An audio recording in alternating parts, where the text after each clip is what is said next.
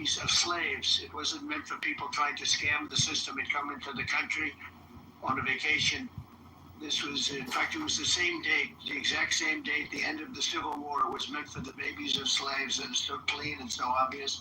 But this lets us go there and finally win that case because hundreds of thousands of people are pouring into our country under birthright citizenship, and it wasn't meant for that reason. It was meant for the babies of slaves. So thanks for this decision. Okay, so there you go. Can we speak on this part of it? Yeah. I mean, so that argument, what was done for the slaves, it'd be a whole lot of laws that don't apply to nobody else, then that are being applied to everybody else, white women and all kind of stuff. So what is he saying? You know, that birthright, y'all heard him? I mean, I don't want to be translating over here. No, I mean, part of it is correct. It clearly is correct. Clearly. No, a part, so for the record, there were a lot of immigrants that came over and who even signed up for and fought in the Civil War. Like, this is really important for people to understand. And at the same time, there was no legal mandate for what was to happen because Abraham Lincoln, you know, he launched the Civil War. There was the Emancipation Proclamation only in 1863 at first, and that was only in the Confederate States. And it was a war tactic. It was literally meant to have, you know, those who were enslaved leaving the plantations and joining the Union Army and just, you know, doing all types of things to disrupt the system in the South. So that lasted until the end of the Civil War. And when the end of the Civil War came, not only did Abraham Lincoln, he had made a lot of different changes and compromises, including like allowing black generals and leaders, you know, to lead like a black platoon. That's where you get glory from. Black generals. There were black generals. I didn't know that. What we're talking about, Dr. Goddess, with he's saying that now that he's gotten this particular ruling, that it's going to help him with the birthright citizenship case. That's what I'm trying to. You said kind of right. I'm getting lost. Yeah. I'm sorry. So well, I brought it up because. What are you putting in the chat, Danny? That should I vote for you? If I'm your constituent, I'm gonna have a make you hear me, brother. Do I look ugly? It's like Tanny. It's like you're talking in the chat. Realize, like, oh my goodness, I have to like make some real concessions because he was conflicted. He didn't really think that.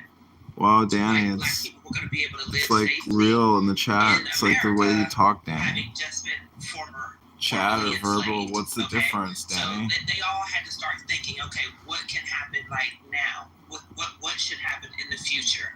So that's what I'm just saying. That's where this comes from. I'm headed to the gym.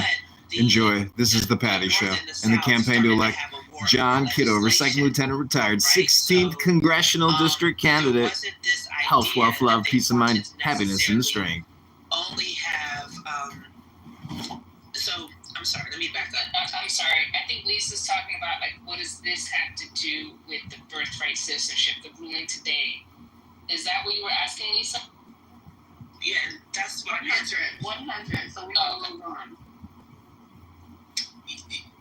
Yeah, so what I'm saying is that the 14th Amendment was essentially a compromise.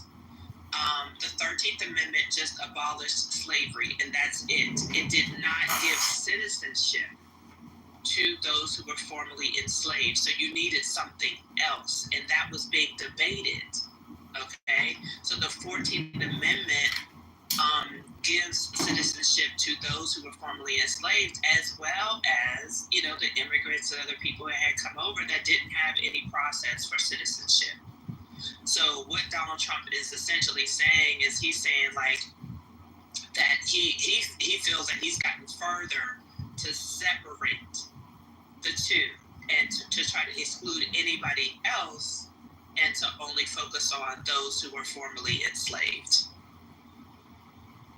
I would say that he's saying the relevance that he's saying is, look, immigrants, don't try to come ride the black folks' conversation that was over here. Those particulars of what that was, don't come over here now trying to use that. That don't apply to you. So miss me with that. But it did apply, though. No, I'm saying the argument that Trump is saying that he's winning now with the federal courts. I'm not talking about the truth of what he's saying. I'm just saying that's his point of bringing that up. His own way he's trying to finagle the conversation is saying, no, don't do that, immigrants. That was an American thing. It happens to be beneficial to black folks, and they might want to hear it or may not, but that's not y'all. Y'all usurping what that was all about and using it over here and manipulating this shit to where we got millions of you running around here now talking this, but we don't have babies over here. So he's like, look, that's not what was going on when that was. And that's completely ahistorical. But that's exactly what he just said. So understanding what he was talking about. One minute, Anthony. Well, he said right before we went to break, before Lisa pressed pause, he simply said, this is not for people trying to come over here and trying to vacation and then trying to stay. This was for the slaves. That's what he said. He said out his own mouth. So if y'all want to change what he said and make it something else, then I'm going to be confused because I heard him say what he said. No, I believe he said that. I'm just saying that what he's saying is ahistorical. That's just not accurate in terms of the 14th Amendment. Okay, so can somebody, I know Anthony said in here, we got a lot of people, First Lady, because, I'm putting this on the side for later, to just go and get a copy of the 14th Amendment and try to, I don't want my room to be like that tonight, so I'm not going to break all that shit down to the minutia. I'm just trying to get what this fool said. It's 50 minutes. So you guys we're gonna press play again? Are we cool? Yeah, let's just hear from Anthony. Do you want to? So the 14th Amendment, the first part of it. Wait, let me just. I don't care about this thing because we're gonna have order in here.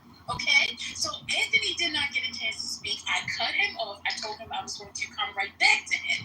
Lisa wants to get through this tape so that when she goes into her space, she has everything set up. So we're gonna tight schedule right now. So can we please go to Anthony? Anthony, can you make it quick? Yeah, I'll make it really quick. So, the heart to me of what Trump was saying had to do with the overall decision itself, which is that, these like activist judges need to stand down and stop messing up his agenda.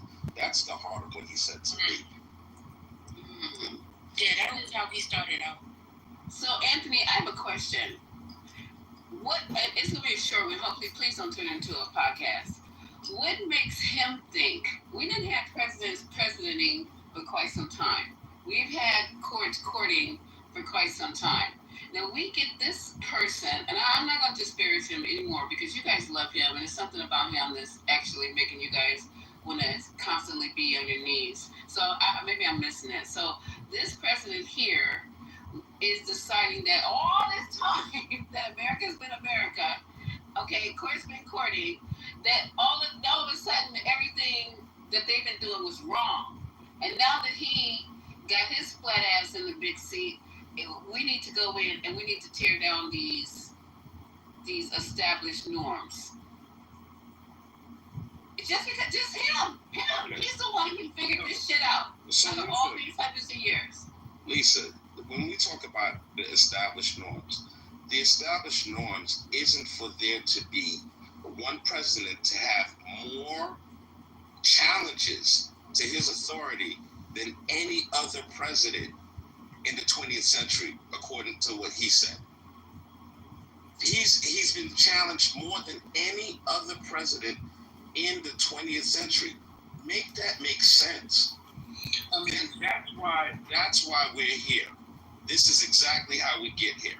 I mean, but many of the things he's been doing really haven't been following, at least what has been understood about the Constitution. It's why he's had so many legal challenges, why he's lost over 90% of his legal battles. Okay.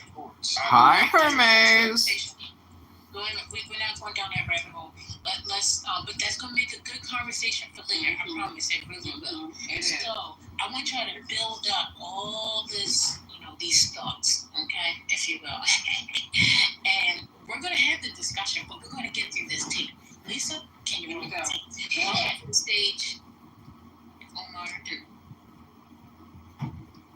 We can now properly file to proceed with these numerous policies and those that have been wrongly enjoined on a nationwide basis, including birthright citizenship, ending sanctuary city funding, suspending refugee resettlement, freezing unnecessary funding, stopping federal taxpayers from paying for transgender surgeries, and numerous other priorities of the American people.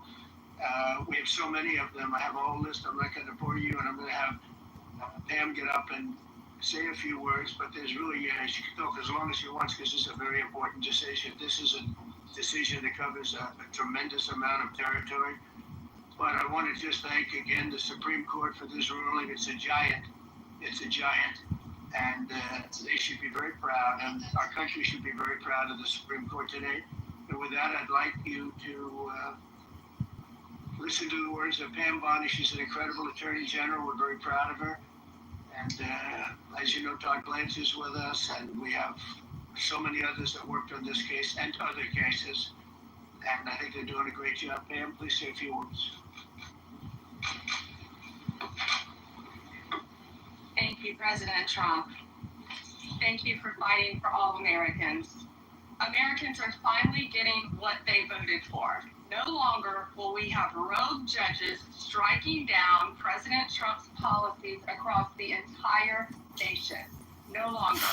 Today, in the 6-3 opinion, Justice Barrett correctly holds that the district court lacks authority to enter nationwide or universal injunctions. These lawless injunctions gave relief to everyone in the world instead of the parties before the court. As the Supreme Court held today, they turned district courts into the imperial judiciary. Active liberal judges have used these injunctions to block virtually all of President Trump's policies.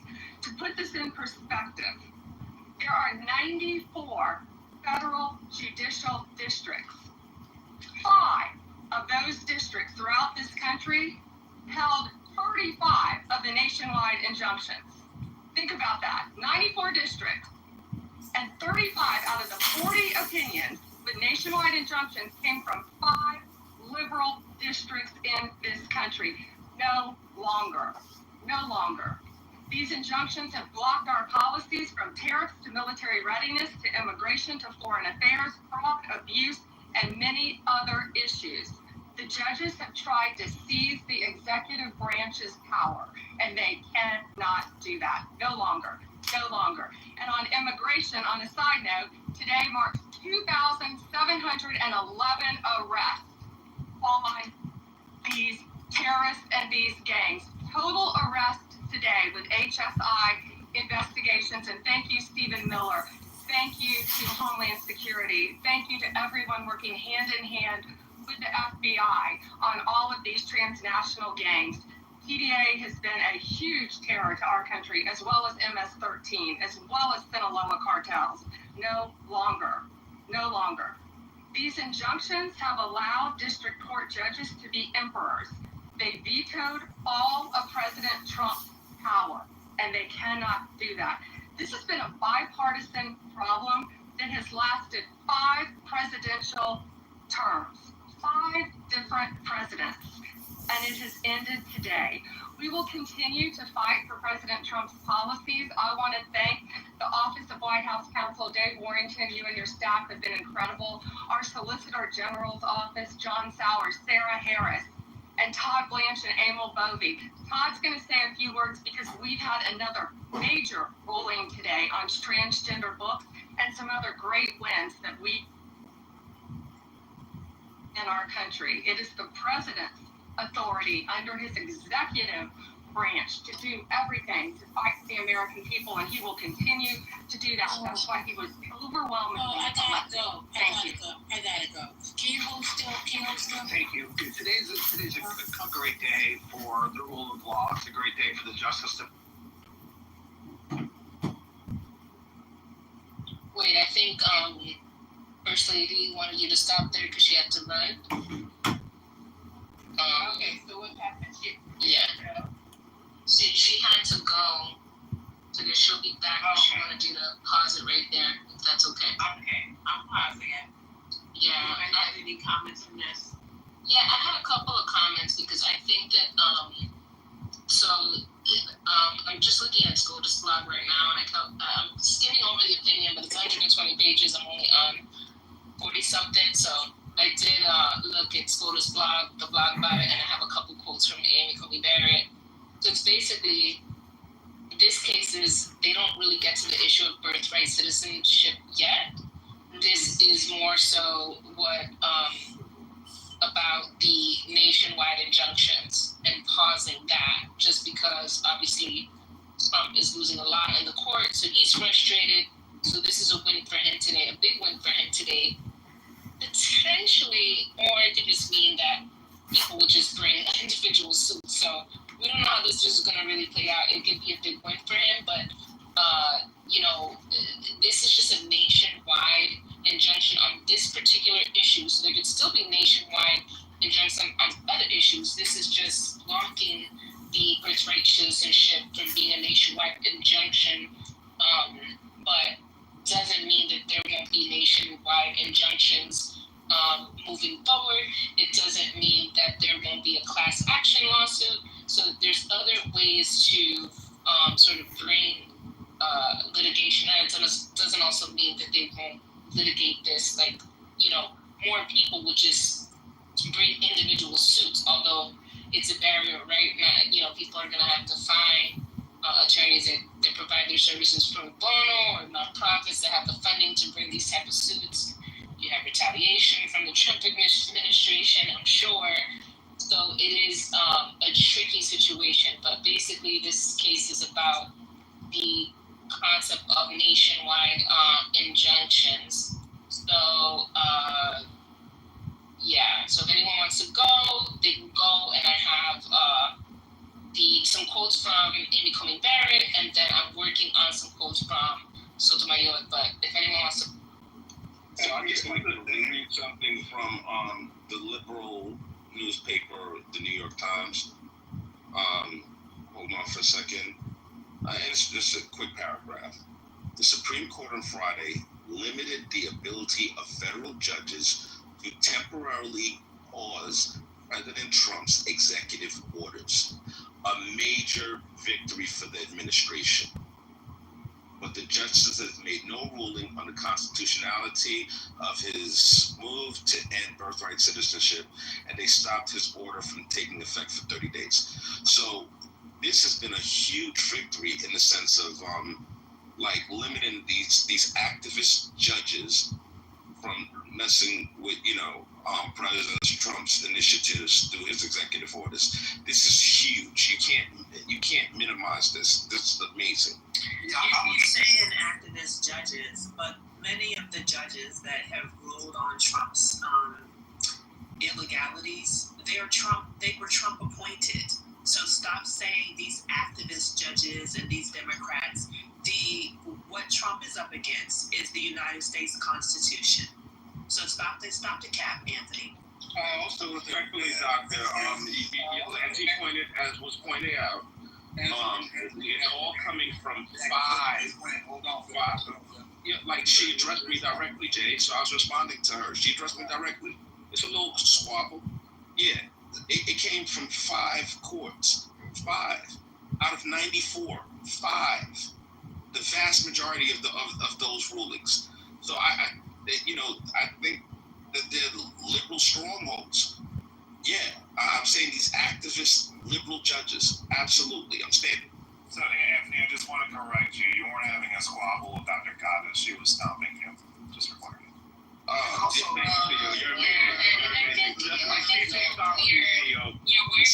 that CEO. Anthony, you just popped off.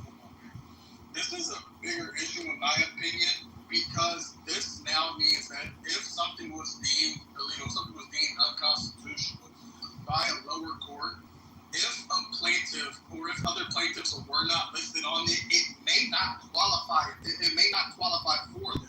Meaning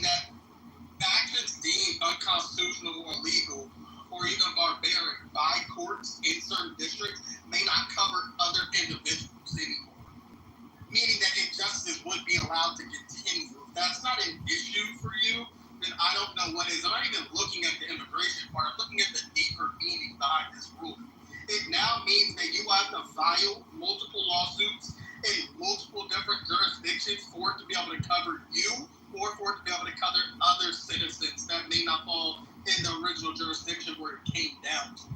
If anything, they could have just threw out the injunctions. They could have just threw out the injunctions that were placed in. But to give this ruling throws more power into the hands of the president. And at the end of the day, I'm going to say this as a Democrat, and this is going to piss some of us off in this room probably. It's our own fucking fault that all of these issues are happening. We didn't present an organized front. We turned on a presidential incumbent during the middle of the campaign. I mean, quite frankly, America deserves the shit that it's going through right now. And at the end of the day, as Democrats, we can't even be mad at this shit. We don't deserve. What do you mean America deserves what we going through? I didn't do this. We don't deserve any of this. So Jay, Being hyperbolic.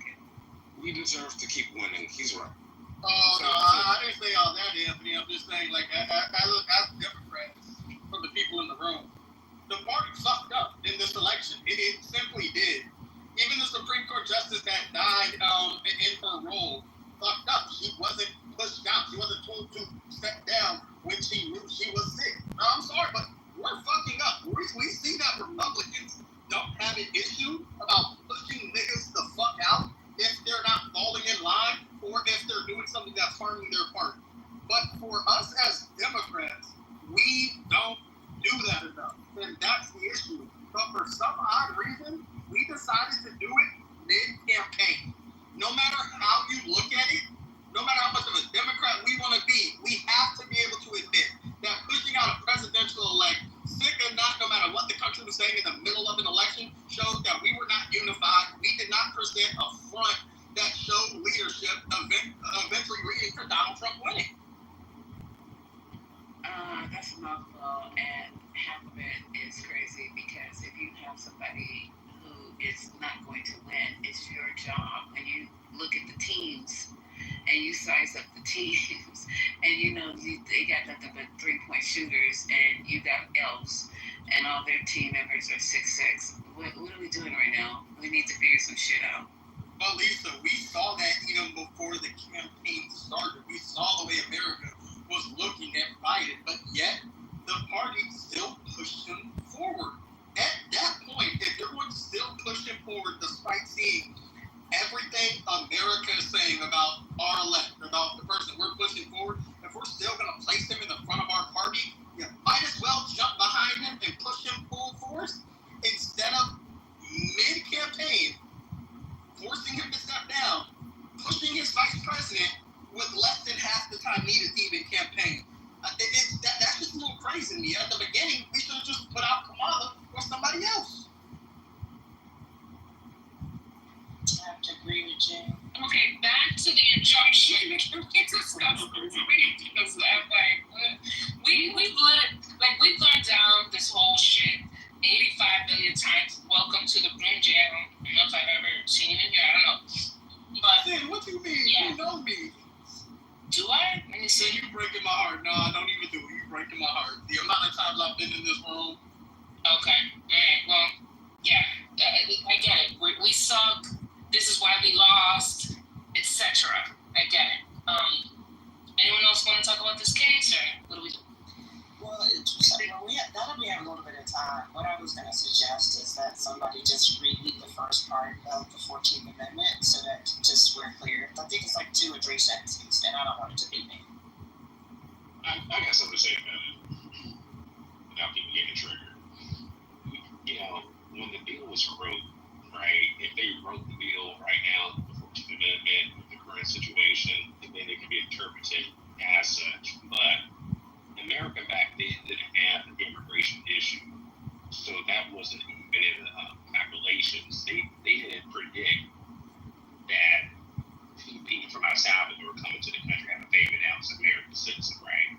Those type of things wasn't happening at that time period. So if the Supreme Court judge is right,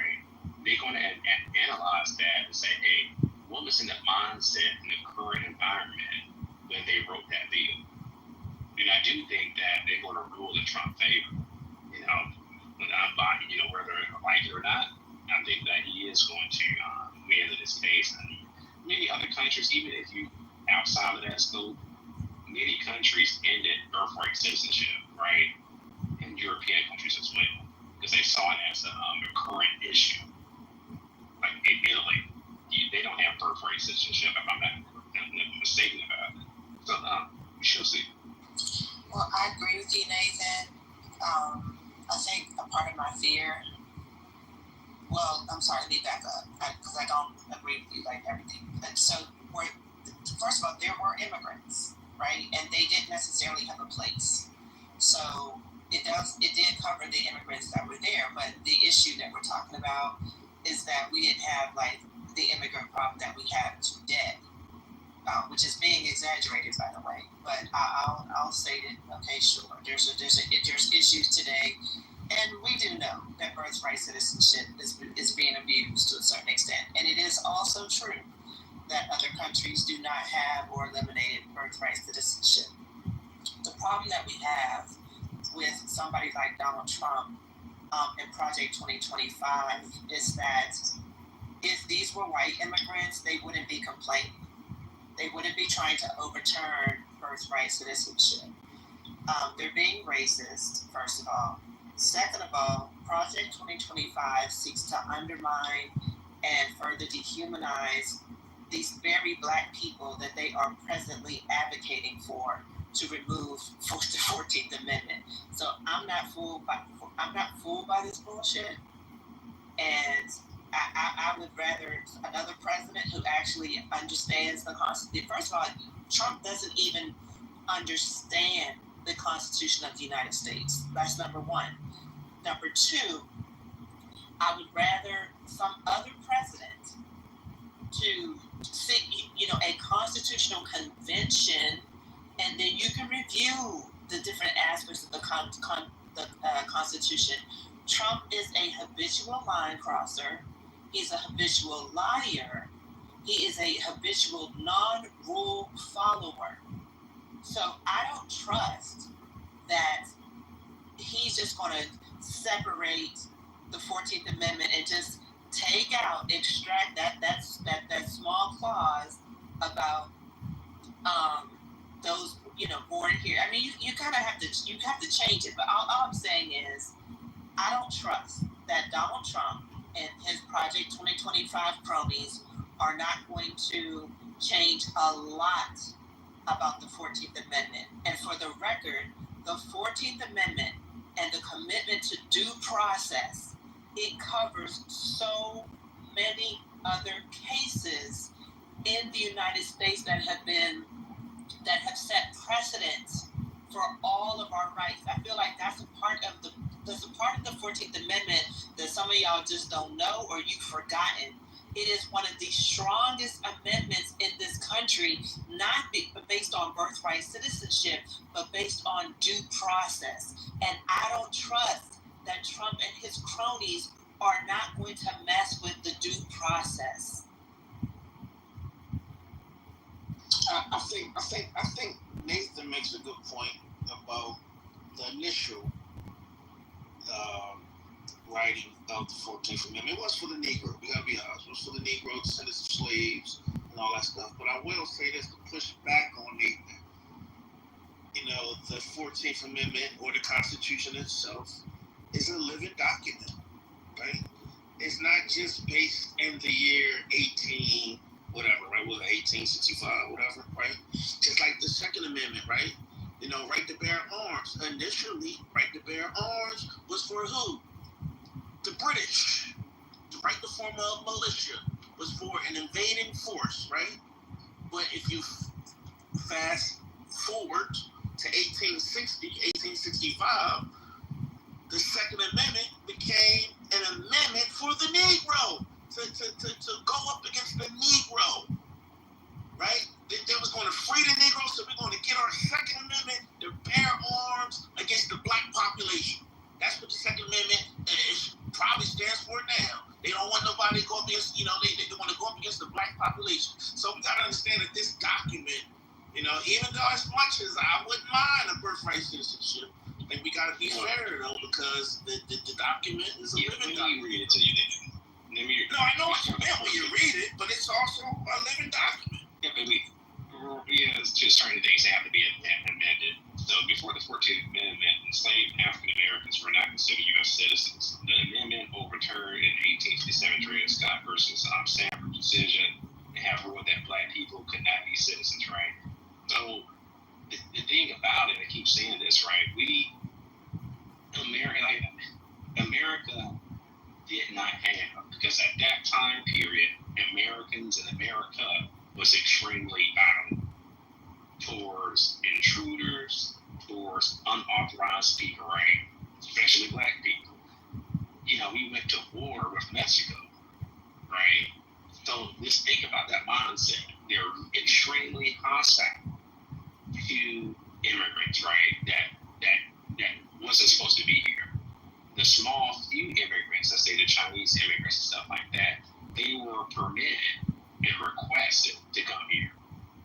You didn't come here if they didn't want you here, right? And so that time period, they did not have any type of what you call intruders or people sneaking into the country at all, in my opinion. I could be wrong, but during that time period, the Wild Wild West and all that type of crap, right? They'll shoot you. And we know what they did to the Native Americans, right? They made them move. They was in the East Coast and stuff like that. So it was extremely hostile. I don't think that other immigrants, what we talk about in that time period, was like, hey, let's go up over here and find out. They already knew that what was going on, colonization and wars that was happening in America, right?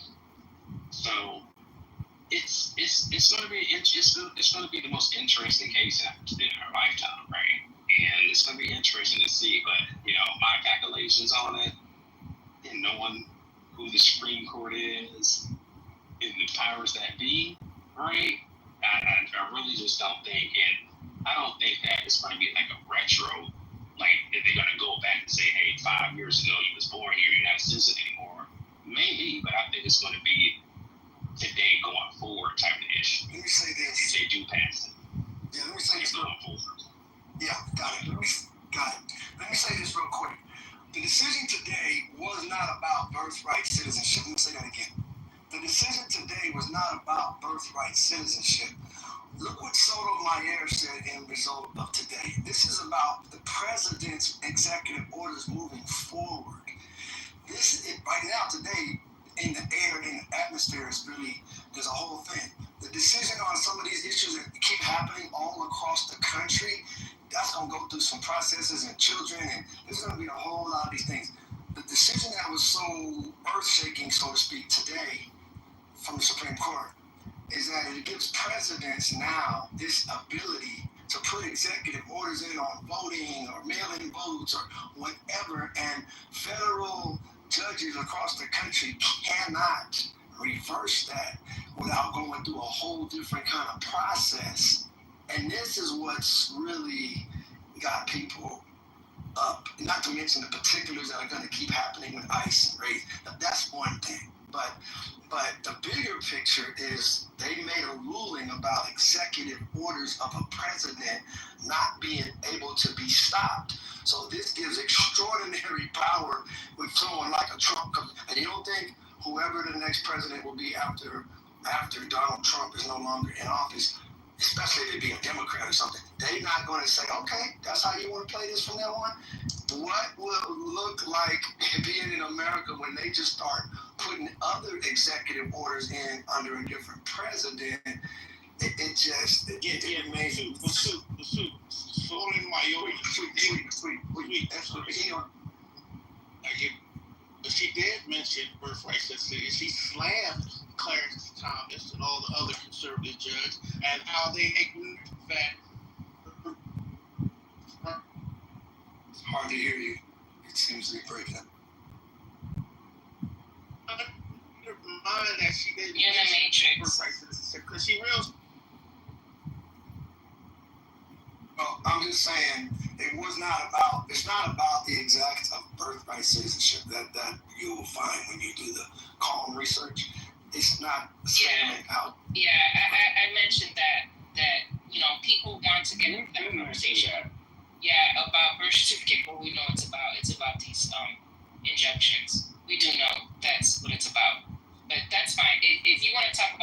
birthright citizenship. And what?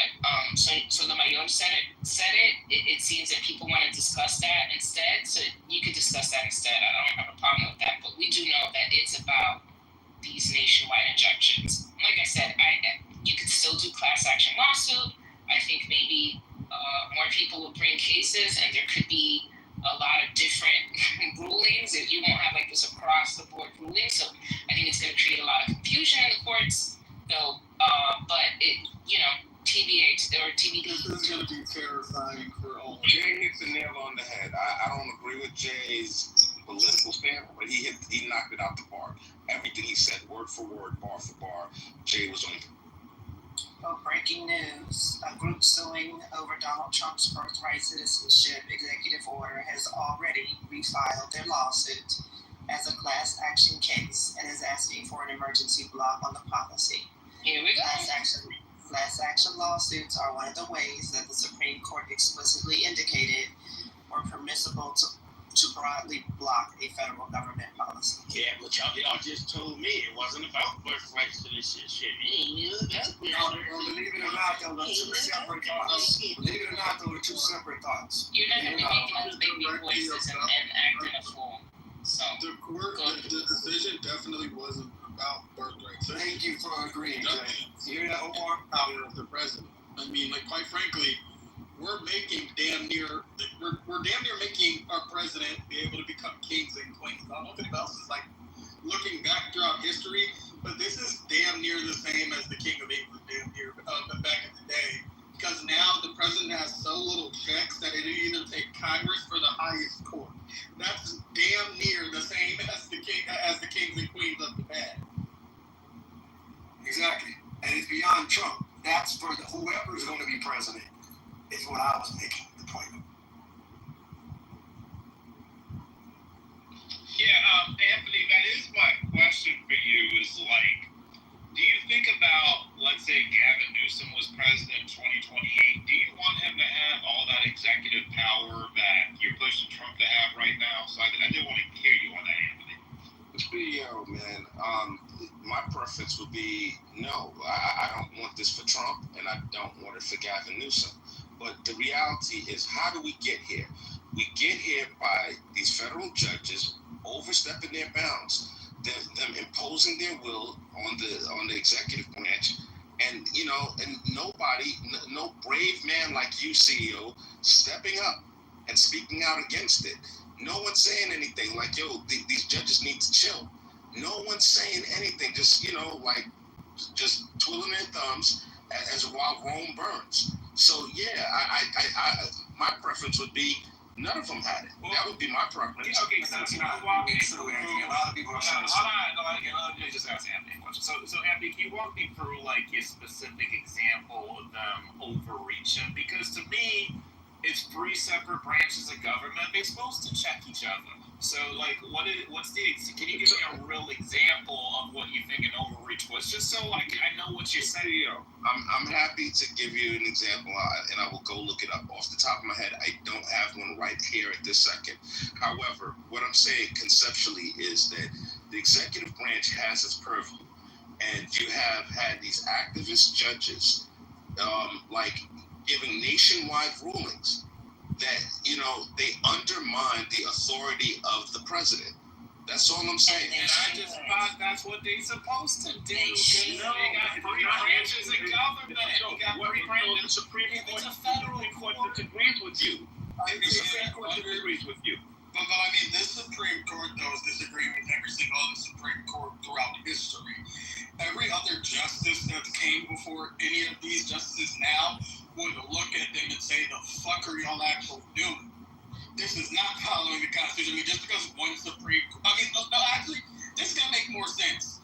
The third Supreme Court that ever came into play once believed that judges shouldn't even be able to review laws or shouldn't even be able to review executive orders or powers whatsoever. Their goal was just to hand out rulings and then leave the rest to Congress for interpretation. That's what one court believed.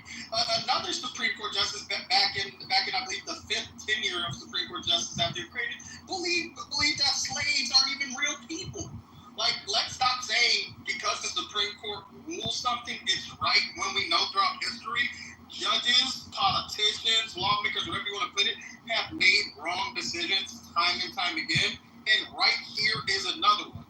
judicial branch is supposed to have the power of judicial review.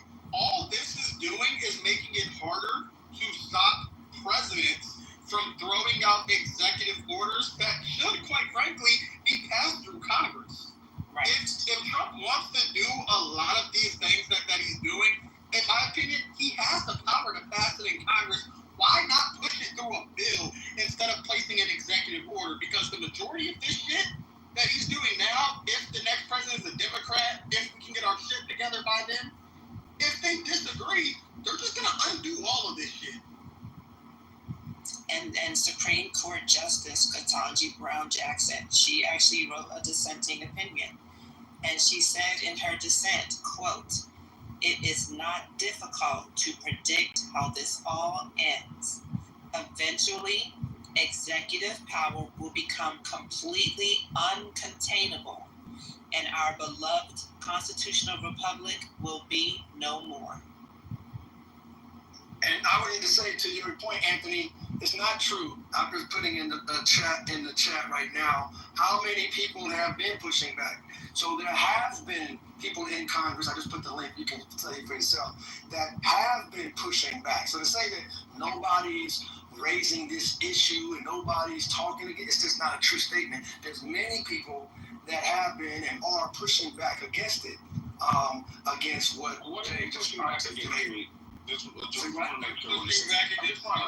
just got, okay, since you're not clear, you just said CEO, good people like you are not stopping this. And there's nobody that I'm talking about. Don't do that game, Anthony. You know what we're talking about. No, I don't think you understand. I'm being honest with you. No, I do understand, bro. I do understand. That's why I don't know you, brother. No. I'm addressing what you're saying. And I'm giving you the answer. I'm addressing what you just asked, and I'm telling you that little trick of trying to question whether I even know what you're talking about is not going to work right now. You know what we're talking about. I'm staying on point, and so whether I articulated back to you what we know we're talking about, you just got through saying to CEO and your response to him, well, it's not people like you, because he asked you a very specific question about what happens if Gavin Newsom or Ortez or Ortez or this. Hold on. Even now, you still haven't said the this. What is the this? I'm not going to say the this because I'm not going to agree to play your game about pretending like we don't know what we're talking about. My point. You're saying exactly. Everybody in the room knows what your point is. All of a sudden, you don't know what your point was. I'm not you don't know what my point is, and that's why I'm saying that tactic is not going to work with me. That was my point. No, hit me with that tactic, bro. Hit me with that tactic, Anthony. Sweet, don't address him, all right? Continue, Sweet. Okay. I'm going to be looking at the clock. Anthony, if you come here, mother effing Mike, you're going to fucking go. Alright, Sweet, can I go after 2 minutes? Thank you. Sweet, Alicia, and then whoever wait. Wait a minute, before Alicia gets in there, let Anthony and Sweet finish up. Go ahead. Okay, she's looking at the clock. So, I put in the chat, my talking point, is that many people in Congress are very aware of the dangerousness of what we're talking about, Jay was bringing up, and what this conversation is about and what's happening today. And so the Congress, many people have been saying, hold the hell up. What you're talking about now is giving power to that presidential seat. And whether you like Trump or Kamala or Democrat, regardless of that, you're talking about that whoever sits in that seat moving forward being like a king now. Whether you understand, and it may be that it fits with what you like today, and it's like, hey, it's just addressing issues that needed to be addressed, and okay, to understand though, if that power shifts over to a side that you don't like in this very divided country we're in, understand that person will have another 4 years of just putting executive orders in and going to even another level, and who knows where that may go, and you won't even recognize what this thing called the United States of America even looks like. All right, so to respond to Sweet, I actually agreed with CEO on the point that you just tried to misattribute to me. I said I'm not happy with it. I don't want Trump or Gavin Newsom, the example the CEO gave, to have that much power. I said that. So this is the height of ignorance. No, I agree. That's not my contention. Okay, sweet. You gotta let him finish. And then you got a 1 minute rebuttal, okay? But how does he get the last word, Sin? How does he get the last word? We go 1 minute after that. Don't address him anymore, and then it ends there. But if you address him, he gets a 1 minute rebuttal. Okay? Don't address him, and then that's it. So okay, because I hate when people misattribute stuff. He said that he knew the this that I was talking about. He clearly did not know. He's talking about presidential power. I agreed with CEO's point. If CEO is around, I'm sure he would acknowledge that I agreed with his point. This is embarrassing. So, as it relates to these activist judges, this that I was talking about, we need more. The Supreme Court had to do something. It had to address them constantly getting in the way of the executive branch. And it's not to say that they left the people with no options. For example, as Sin is so smart, and she hates my guts, pointed out the class action shit. There are options. So these ideas that all hope is lost, the judicial branch has lost its teeth, and they can't do anything, it's nonsense and it's bullshit.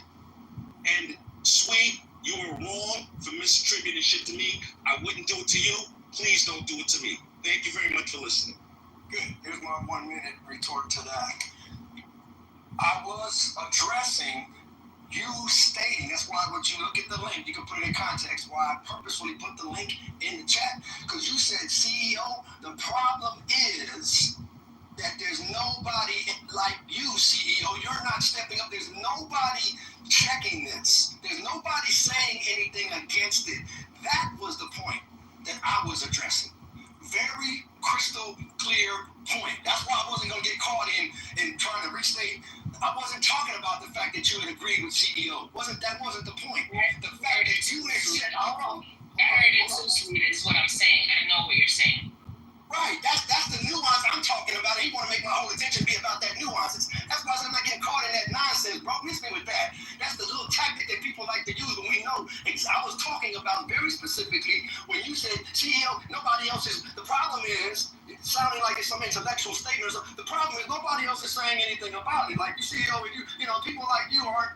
That's the thing I was contending against. And if that part is totally not true, there's many others that are across this country and probably the world, but this country as it relates to America, that are actually saying what we've been saying in this room, like this is a big problem, bro. It's not about a Trump or Republican far right conversation. I hate Trump. It's not about that. And there's many people in Congress, which is what matters, that are pointing that out. CEO, are you naming? Okay, we I'm here. Okay, so CEO, it's not your turn. Yeah. Both of you all are correct. Well, I'll just answer.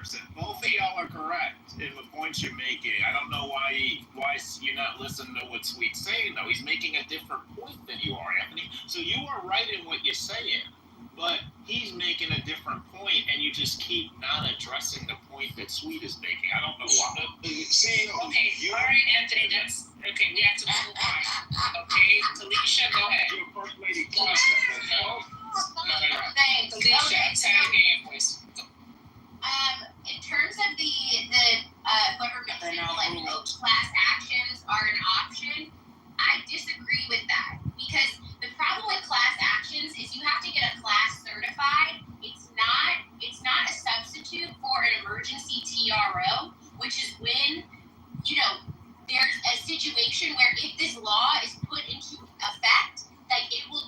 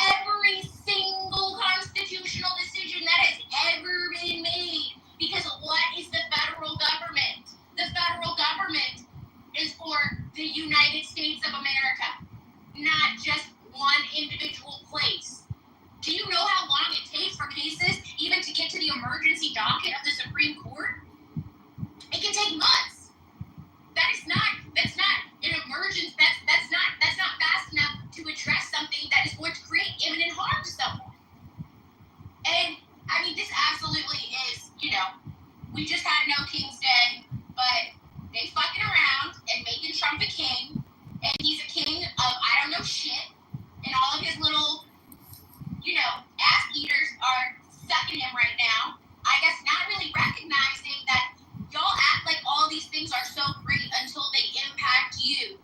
Until he says, you know what?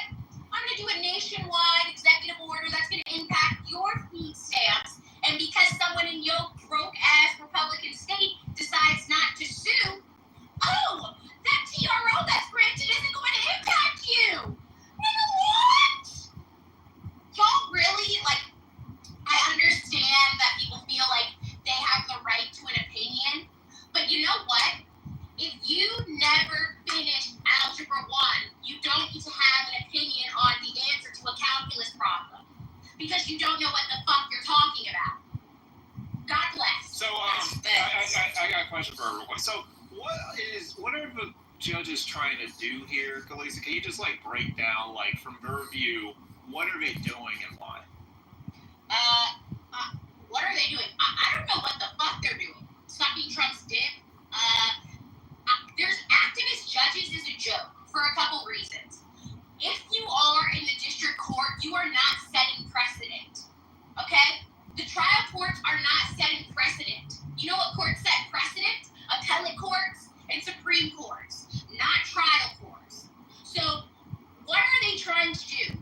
I don't know, hamstring the checks and balances that were put into the Constitution?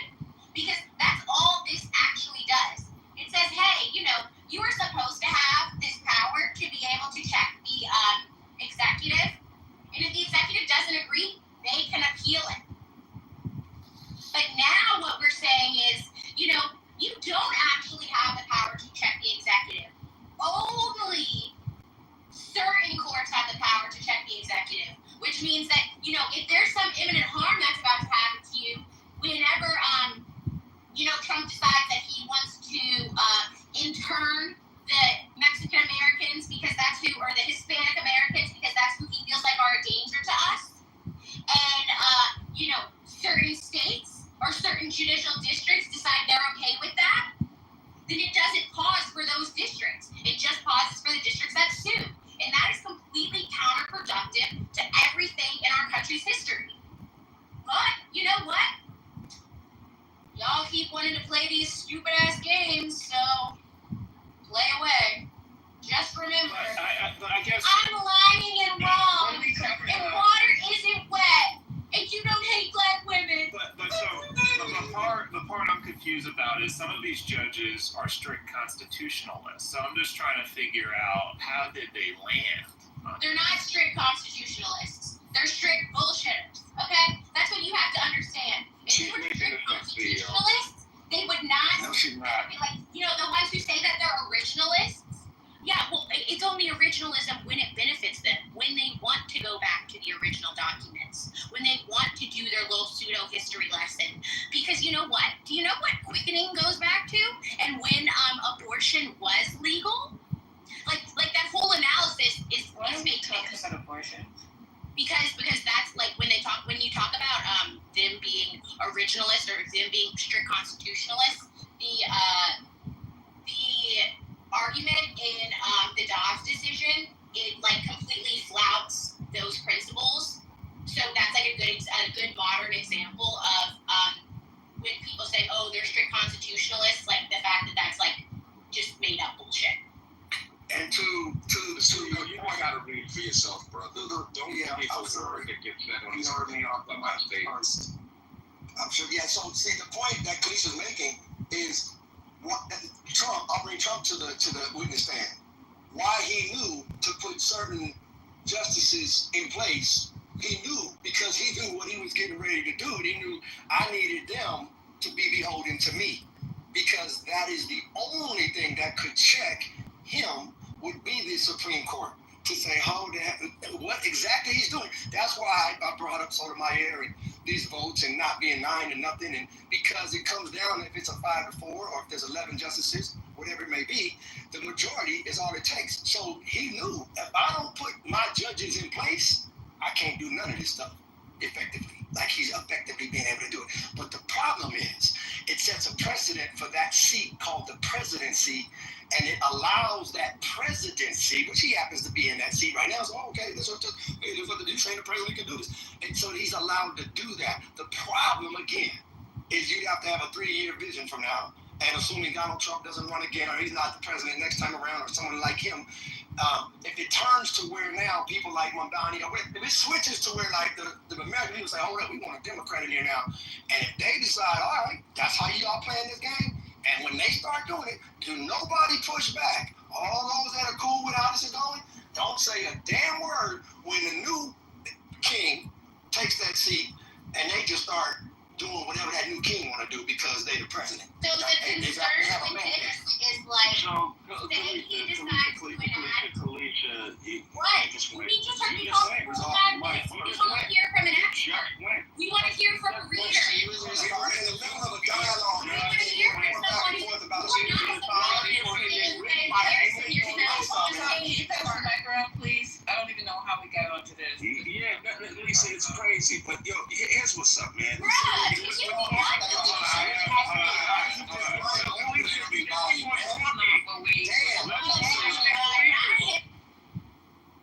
Alright, so let's just be you simple guys. about this. Wait, hold up. You guys are not paying me to sit here and run shit. You know what I'm saying? And it's very disrespectful. This is my time, and I'm trying to apply information for the room, supply information for the room, and you're going all off. I mean, no one in here is cutting me a check for doing this. So can we just kind of stick? I said, put your cash app, sis. Put your cash app. So I was gonna suggest Kalisha should, she should, Kalisha, give me 1 second. Yeah, I think Kalisha should be able to go, and then Anthony get in then.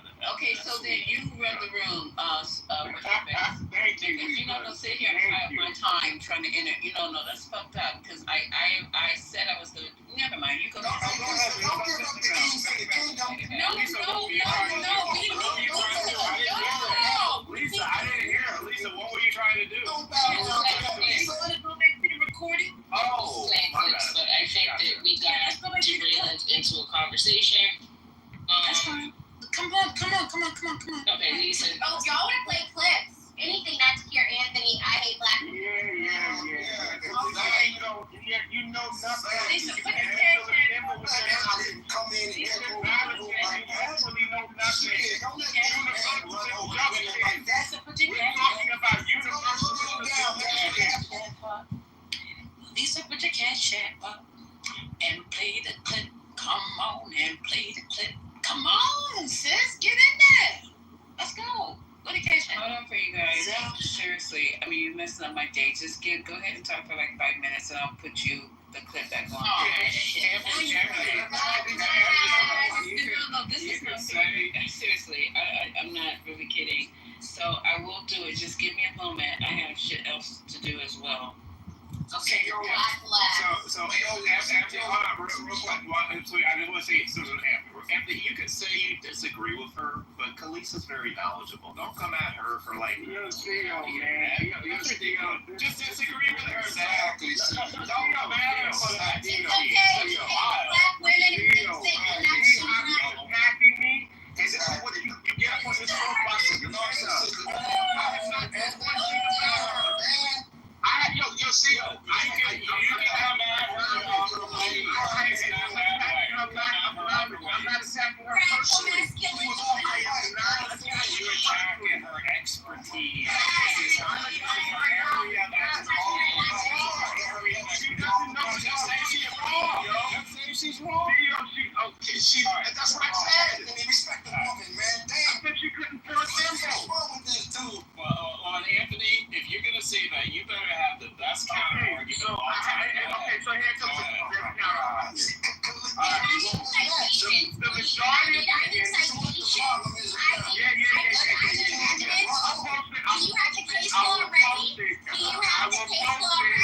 I will post it.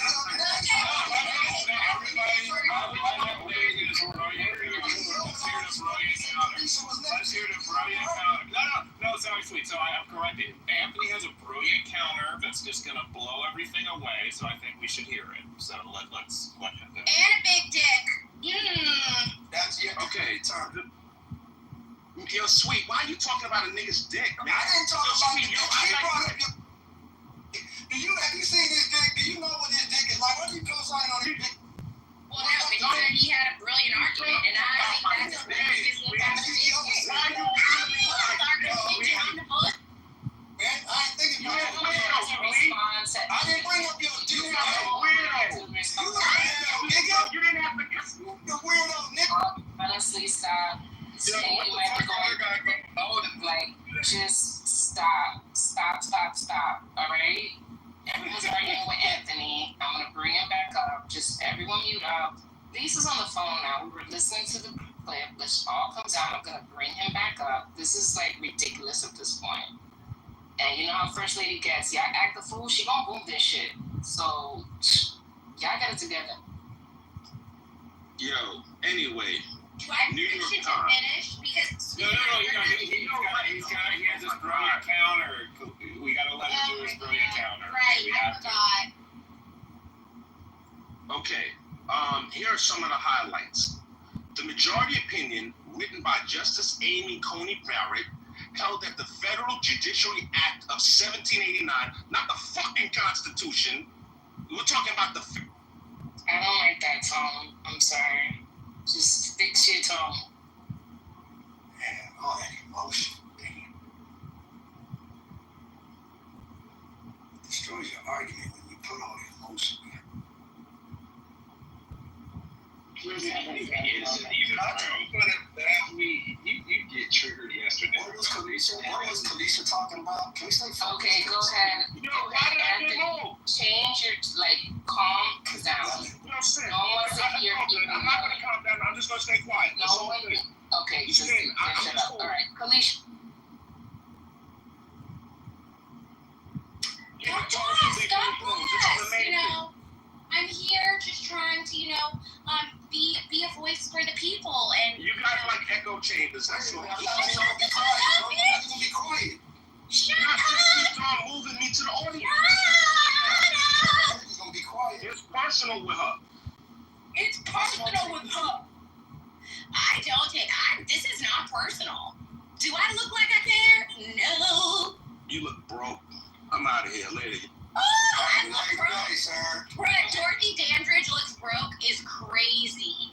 Do you see? Anthony, I hate Black women Edwards crashing out.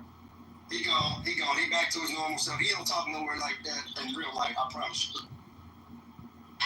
Yeah, so when we're talking about nationwide injunctions, when you have an injunction that is impacts an executive order, it's going to be nationwide because the district court is ruling on something that is nationwide. The same way in which, if Congress passed a law that we didn't like, or, when Joe Biden, gave the aid for the farmers. Remember, it didn't just pause the aid in Texas. It paused the aid nationwide. What is on your side? Okay? So, yeah, for real, y'all. I just need us to understand that if we don't have a nationwide injunction, then are we saying that the president is going to be able to enact executive orders that only impact some states? Does that make sense to anyone? No. Okay, so I think I finally caught up on this. Okay, so the lower district court are saying that what you're ruling is only going to apply locally. It's got to be a federal court to make it apply nationally. No. All district courts are federal courts. That's what I think is the misunderstanding here. Okay, y'all? So we gonna do a quick little lesson, all right? Can you just, what are the levels again? I can do California because that's where I know New York does some weird ass shit where their Supreme Court is the trial court. So you got the trial court, that's the first level. In state court, that would be, California, that would be California State Court, wherever you are, San Bernardino County, okay? And then you got the appellate court. The appellate court is by district. So, if you in the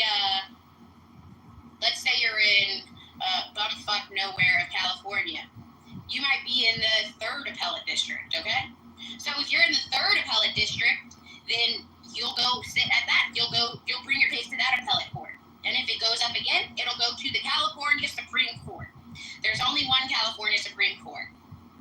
Now, when we're talking about federal court, the first level is the district court. So for California, that would be the California, the Central District. There's like a Southern District, an Eastern District, and a Northern District. So you would go to, because California has so many people, Montana has one motherfucking district, okay? So yeah, you have your district court in wherever you are. That is the federal district court. In order to be in federal court, in order to have standing in federal court, it has to be a question of federal law, or there have to be parties in diversity, which means that they live in different states with an amount of controversy over $75,000. Okay? So when we're talking about, these activist district courts, they are federal courts because the thing in controversy is federal law, right? Or a federal action, like the executive order. So yes, that is governed by the federal district court. And if you don't agree, then you would appeal it to the appellate court, which is where like your circuit is. So I'm in the 9th Circuit, so we would take it to the 9th Circuit Court of Appeals. And then if it's real juicy, they might take it en banc. And that's when there's like a panel of judges that sit. And then if it's still, if we're still fighting, the Supreme Court gets to decide whether or not they will hear the case. Oh, God bless, the room is being streamed on YouTube. Y'all messy as hell. Anyway, so yes, those are the different courts. And yes, this is a big issue because it does impact federal courts. Wait, I'm sorry, this room is being streamed right now? I got a text message from someone, so just be mindful. Okay, and so this ruling, does it apply only to the district courts, or does it also apply to the Court of Appeals? You can't bring something like, you can't go directly to the Court of Appeals, okay? So you have to work your way through the process. You don't just get to go straight to the Supreme Court. So everybody starts out in the same place, which is the district court, okay? So when you go to the appellate court, you're not talking about like procedural errors. You're not talking about the actual facts of the case. So it's different. You get what I'm saying? Oh, so you're saying that the circuit court cannot make the full decision? They only are doing procedural matters? No, the circuit court is the district court. Circuit court is the first level. They hear everything. They hear the trial. They hear all the facts. When we talk about appellate courts, they hear whatever the procedural issue is, and they defer to the trial court judge. And then when you go to the Supreme Court, you hear whatever procedural issue is being raised or question of law is being raised at the Supreme Court level. But you can't get to the Supreme Court unless first you go to the district court, which is why this is like not only, it doesn't make any sense, but it also is going to back up the courts an insane amount. Because if I disagree with something and I bring a lawsuit and it only impacts me in California, then that means that another person who brings this lawsuit is also going to have to bring it in every single federal district. Yeah. So I'm trying to ask. If they appeal, all of those cases are going to work their way up. Okay, so I'm just trying to get clarity on this one thing. All right, so the district court, there's like 94 districts. The appeals court, there's 13 circuits. All right, so the Supreme Court ruling. Look, the federal, no, you're still misunderstanding because the district courts are in the 13 circuits. Okay. Yes, correct. Right. Okay. But there's 3 levels, right? Is that right? But they're all like so. There's 3 levels because now like the United States has gotten so big. Like if we go back to like when it was at its inception, let's let's say there was one federal court, one appellate court, and one Supreme Court. Okay, well, let me just give my one question. So, let's just say level 1, level 2, level 3.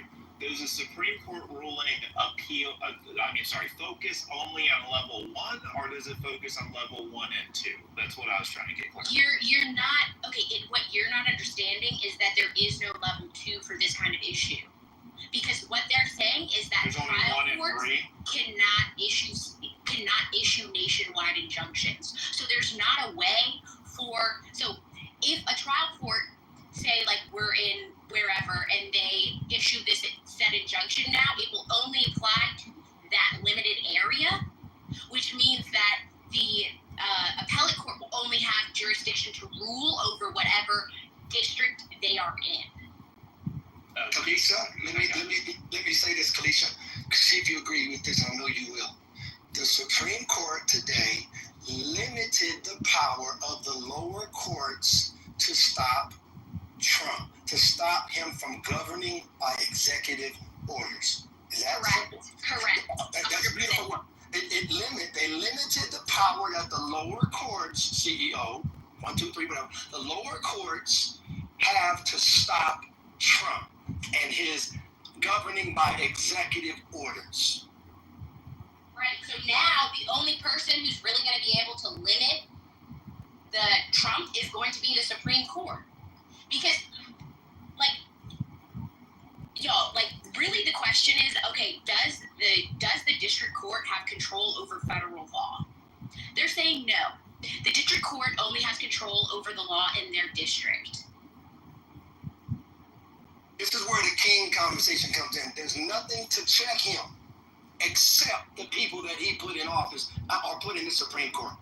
That's the only thing that can check him in essence. It takes like 6 years. Jay, what do you think? 6 years? If you're lucky to get to the Supreme Court? Shit, sometimes it takes 10 years. Depending on the case and the publicity of it, it can take anywhere between 5 to 15 years, maybe even 20, for you to reach the Supreme Court. And even if you do reach the Supreme Court, they have to reach some type of agreement to actually hear your case. And if they don't want to hear it, they'll just say no, and you're out of luck. Okay, real quick. So I want to work with a real example, Kalisa, before I have to run quickly. So let's say that they wanted to deputize bounty hunters to be ICE agents, okay?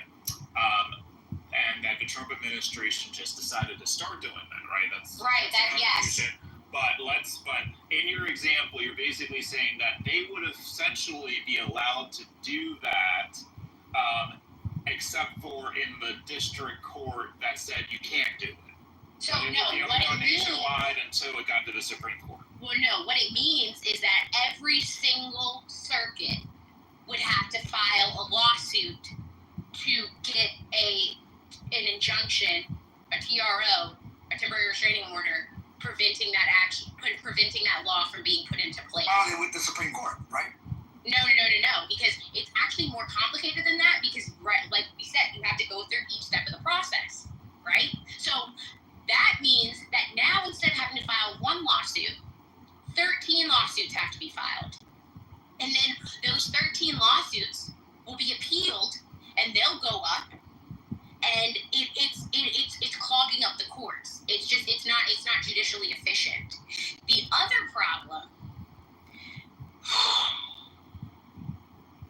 is that what if we have courts who rule differently? Okay? So what if we have a court in Alabama who decides one way, and a court in Montana who decides a different way? Then you're creating more and more issues that have to be addressed by the court. But Kalisha, did not the Supreme Court just say no? It limits all the power of all these lower courts to come against, to push back to Trump at all. That's the weight of it is it limits the power of the lower courts to stop Trump. No, you're not understanding.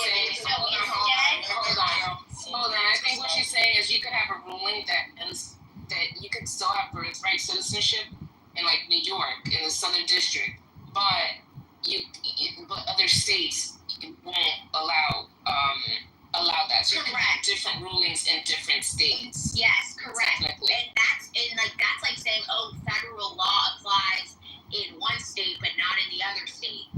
That's insane. So when we talk about like closed borders per se, it is insane. It's mind-boggling to say, okay, because the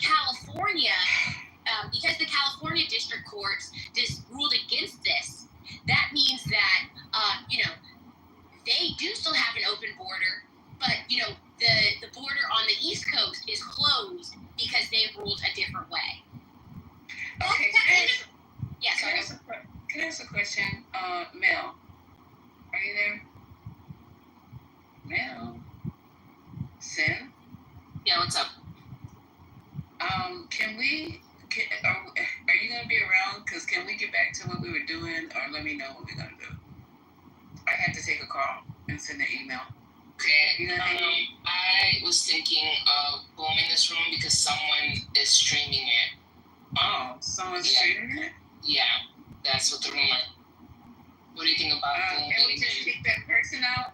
I don't know who it is. You can't because so they've been doing this all for the past couple of weeks. It's the anon people. It's the anon people, and you can't kick them out. You could start another room, but they're going to record that. I know, because they're doing it in 420 as well, Sin. Right. So even if we do it, they're just gonna come back under anonymous. Because we know who he is, and there's a big campaign going after him, reporting him. Yeah, somebody sent me already his information and the link to his what do you call that? YouTube stuff.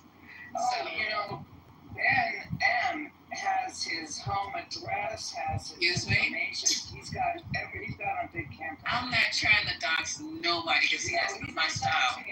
No, they're going after him legally because of the way he's representing himself. So we can't get rid of him because he keeps opening up these anonymous accounts. The way the platform is right now, he'll just keep coming back in. Yeah, when Joe was in Ben's room, Clubhouse Joe, and we were giving him this feedback, and he essentially was saying, well, too bad because it's public, people streaming on YouTube.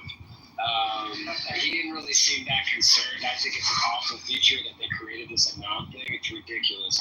You can't engage in chat, you can't get on stage, and you can't remove them. And this is what happens. Exactly. Only for stalkers. That's the only reason it was initiated, is so people can come and stalk you that you probably don't want in there in the fucking beginning. Because why do you have to be anonymous? Exactly. That's wild. So we know who this one is. But to answer your question, I don't think we need any more clips, Lisa, because they didn't really get to the heart of the issue. This is all about nationwide injunctions, which we were talking about. And so the birthright did not come up yet. Maybe it will in the future, but for now, this is just about nationwide injunction. So we're just kind of figuring that out. All right, so we can continue with that. Just want to see it because I need to preference my time. All right, so I'll hang in with what you guys are talking about. Yeah, I'll do that. All right, you guys, I'm sorry to interrupt you, but I was just trying to gauge what I need to be doing. Okay, go ahead. Does anyone else have questions about the implications of this, or is there a part that doesn't make sense in what I said?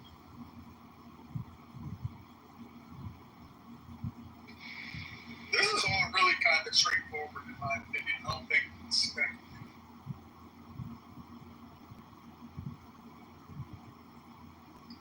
So if we're not listening to the press conference, and you guys, what portion should I be pulling up here? Just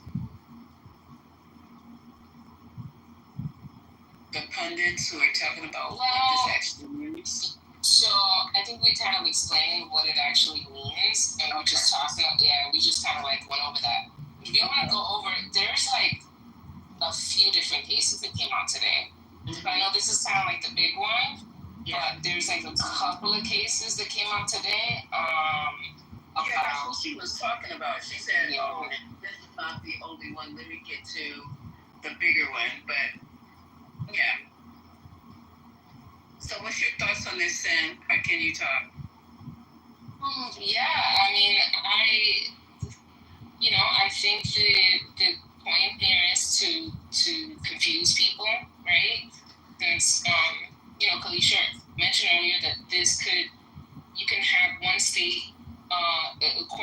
state rule one way and then another state rule another way. And so technically you can have birthright citizenship in New York, but like not in New Jersey, for example. I don't know if New Jersey and New York is still the Southern District, but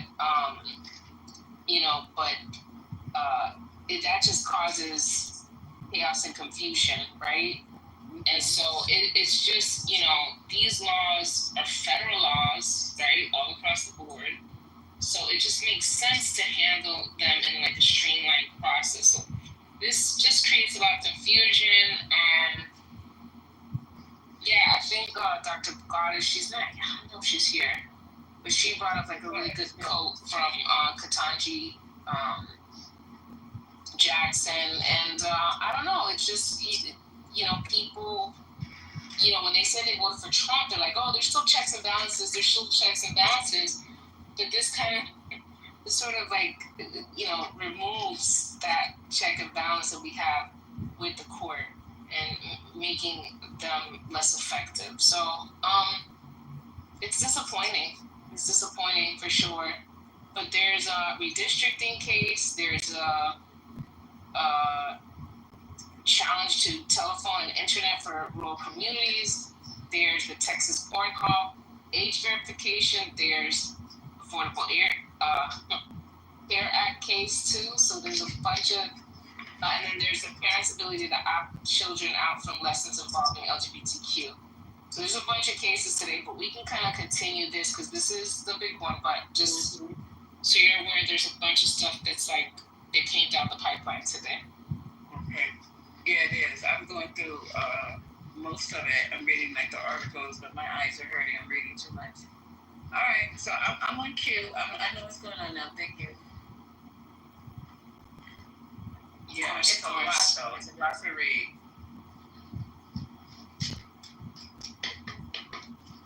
Okay, I printed out as much as I could. Not your wasting paper.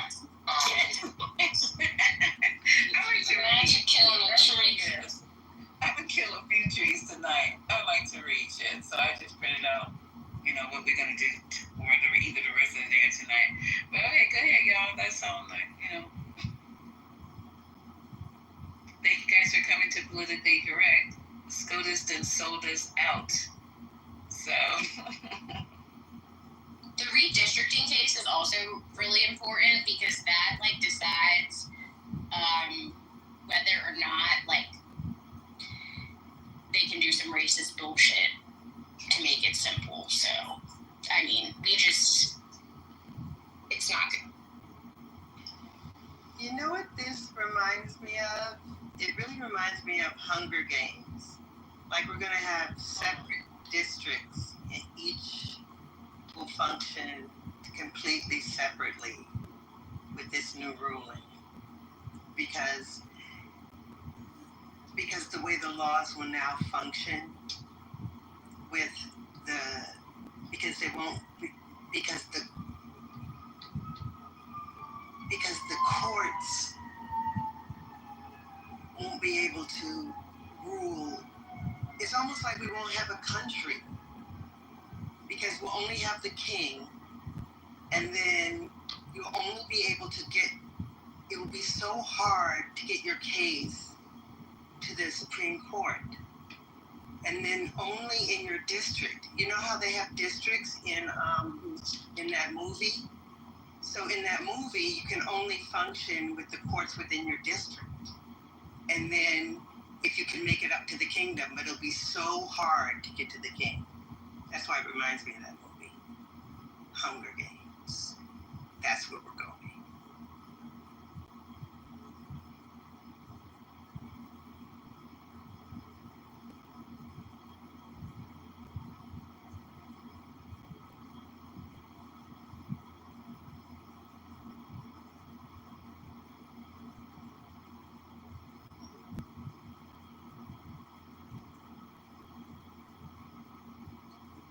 So I'm actually looking at the consumer research case, the FCC versus consumer research. This is the challenge to subsidize telephone internet for rural communities. I just have a short summary here. It says the Supreme Court upheld the funding structure of federal program that helps provide phone and internet access to schools, libraries, rural areas. Thank you. And low-income communities. The program, created under the 1996 Telecommunications Act, is funded by telecom companies, which pass the cost on to customers. A nonprofit called the Universal Service Admin Company, created by the FCC, helps manage this fund. The group Consumer Research challenged the program, claiming that Congress improperly gave too much power to the FCC and USAC. In a 6-3 decision by Justice Kagan, the court rejected this argument and said the current setup is constitutional. Justice Gorsuch, Alito, and Thomas dissented, arguing that the power given to the FCC and USAC goes too far. So here's something where actually there is they agreed that this was constitutional, and the conservative judges dissented. 3 of them dissented. So I guess there's one small, the usual more right-leaning. The usual stuff is Thomas, Alito, and Gorsuch. I knew it was going to be Thomas. I just want to make sure. Also, I misspoke. They have not decided the redistricting case yet. So that's one of the opinions that's still being held. It's one of the last ones. I don't know. Yeah. We need to pray. Yeah. It just says they need more time. But I think Matt, the only Matt that I acknowledged, the Matt from Chicago, he was in here yesterday, and he was saying how 2030 is going to be a bloodbath because Democrats are going to lose a lot of seats. And so because of the whole, how Trump ended the counting of people, what do you call the census? He ended it early because of the pandemic, and a lot of people didn't get counted in these Democratic majority cities. That's really going to come into play 2030, and Democrats are really going to be losing their minds because we're going to lose a lot of seats in places like New York, etc. So this stuff, it may not seem like it's important, but this stuff, the way our elections go sometimes is this stuff is so crucial, and it just makes it's going to be an uphill battle. Hey, Sin, before 2030, though, the Democrats could be in charge to be able to make the census a little more favorable to them.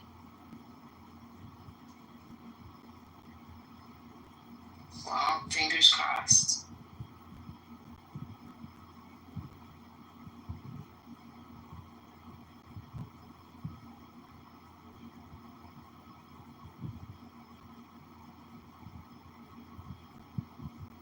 For what's up, Scotty? I'm not sure how much of you heard the conversation, but we were talking about that major decision from the court about the national injunctions, nationwide injunctions. That came down the pipeline. We were talking about the subsidized internet to rural communications. That was actually ruled constitutional. And then the Louisiana redistricting case was, they asked for more time for that. There's also the Free Speech Coalition versus Paxton, that's the Texas Pornhub age verification. Right, so that was allowed, right?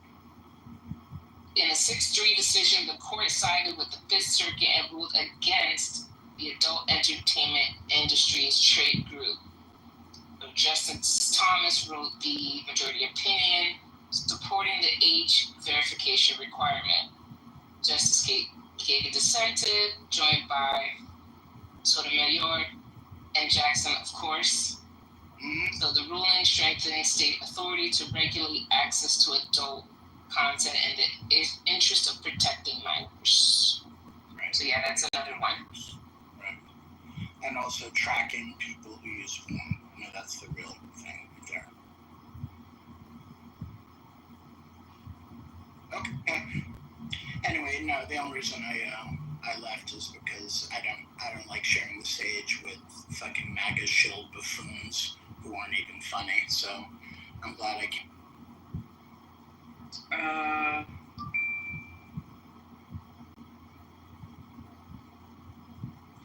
Don't worry, you can always count on me to terrorize them enough that they run off. I appreciate that. Thank you. God bless. God bless you, ma'am. Like, honestly, it was so bad that I was just getting ready to leave, but he left, and I was like, oh, okay, I'll stay there because I can't really do it today. It's Friday. The weather's actually cool now in New York. It was a fucking cesspool a couple days ago, so now the temperature dropped, so now I can fucking, leave my house and I can turn off the AC. It's just like crazy. So anyways, Yeah. that's off. Ever since the great Mayor Adams has announced his re-election campaign, the weather has been cool. So I appreciate that from him. Isn't Como saying that he's also gonna be in the I forgot. Nah, he said he's not. I don't think he's running anymore. Well, he said that. This is brand new. Go check it out. I thought the decision was supposed to be today whether his name would be Okay. on the ballot. And that's what it was. It said yes. Go check it out. Okay. I thought he said he was going to be independent. I'm sorry? Yeah, I thought they did Cuomo say said that he was going to run as an independent and still be on the ballot. Maybe. Okay. All right.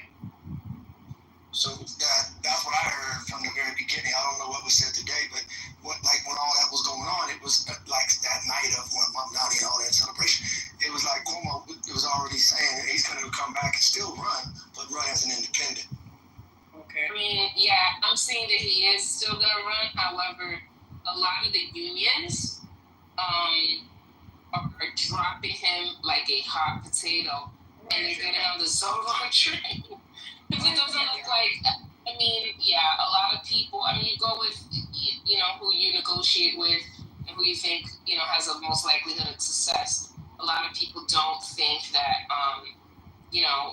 he has a lot of likelihood of success, especially. I mean, if Adam runs, you're gonna cut into some of the same people that would vote for Adams will vote for Cuomo. So they both run. That kind of hurts Cuomo. Yeah, for sure. Do you want to hear the latest polling, Sim? Sure. So here's the latest polling. This is from today. The poll: if Mamdani beats Adams, if Cuomo sits out in November. But if not, the former, the ad just popped up. If not, it's a statistical tie between Mamdani and Cuomo. If Cuomo stays in, with the Republican getting 13% and Eric Adams 13%. So if Cuomo stays in, he's getting a lot of the great Mayor Adams vote. If he drops out, Mamdani can beat Adams. Very interesting. We shall see. We shall see what happens. But yeah, fun times. Yep, it's going to be Mayor Adams summer up in here. I think it's going to be a Mamdani summer up in here because I think Mayor Adams, when I heard him talk, he's giving me like, bro, you outdated. Like, bro, ain't nobody. It sounds like he's on Clubhouse a lot. Yeah, you represent the old heads, bro. Like, you coming on a whole level that 30, 35, 40 and under, bro. Of all ethnicities, they not on that page, bro. You singing some Did you old hear ass him tunes. last night? Did you hear him last night on his? No, what'd he say? What'd he say last night? I didn't hear that. What did he say? Can I paraphrase? He said something about if you Negroes don't get out and vote for me. It's what he said. Did I hear that right? That's what you played, Mel, right? Anyway, or Lisa, you played it. Yeah. Yes, sir. Yeah, he said, It's remarkable. this is how Jesus Christ The only thing I agree with him is crypto.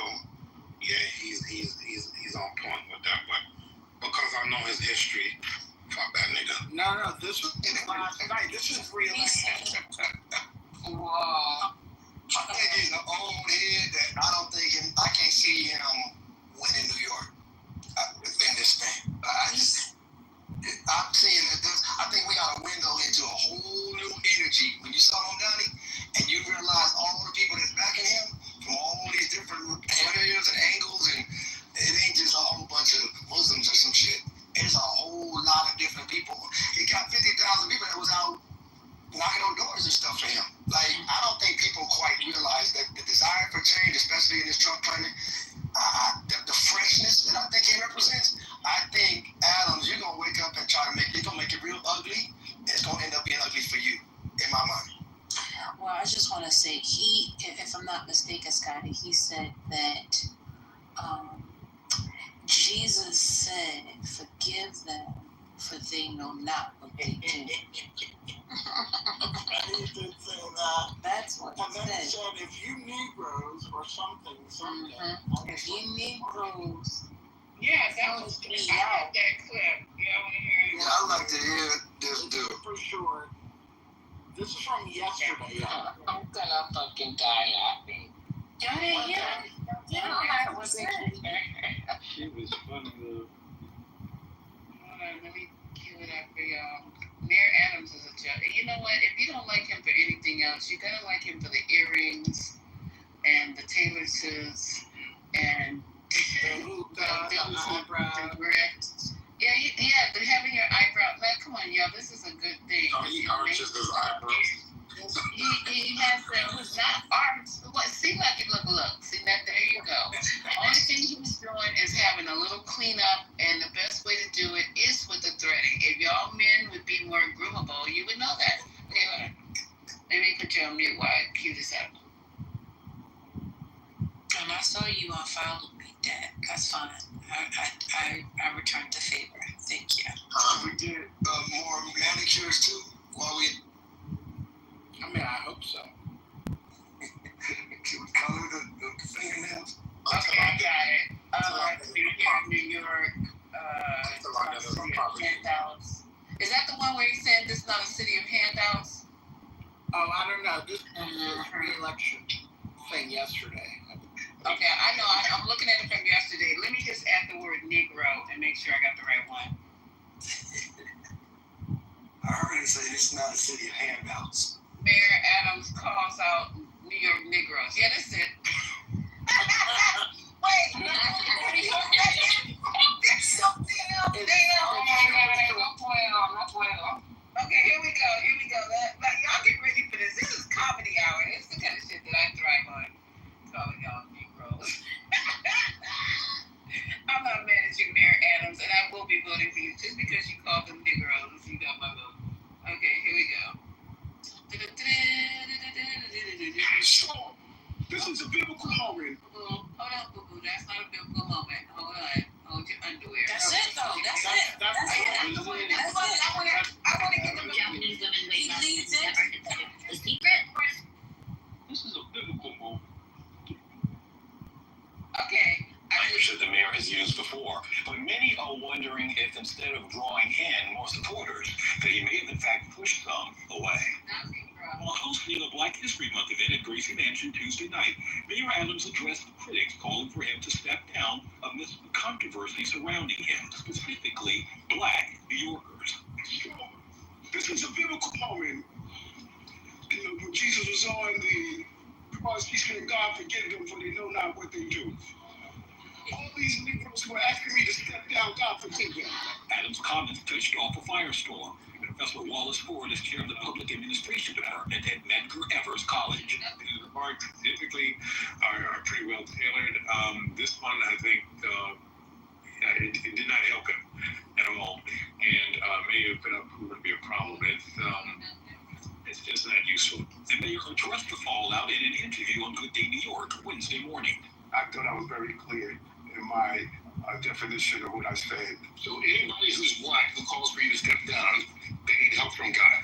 I'm focusing on this because your use of the word Negro has come up repeatedly over the last couple of weeks. And I think some people actually have an issue with that term. So explain who you're talking to when you use that term specifically. I didn't say they need help for God. I said pray for them.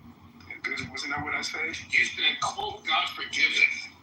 Exactly. Let's pray for them. And so let's focus on this for a moment. Isn't our democracy is based on who the people of the city elect?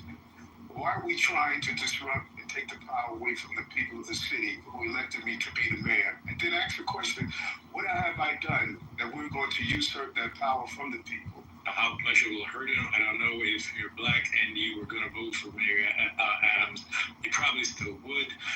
But there's some people who might just be turned off by it. And then the white community, the Latino community, I was just wondering, what is he really talking about? Adams is the first sitting New York City mayor to face criminal charges the Justice Department has ordered be dropped with the support of President Donald Trump.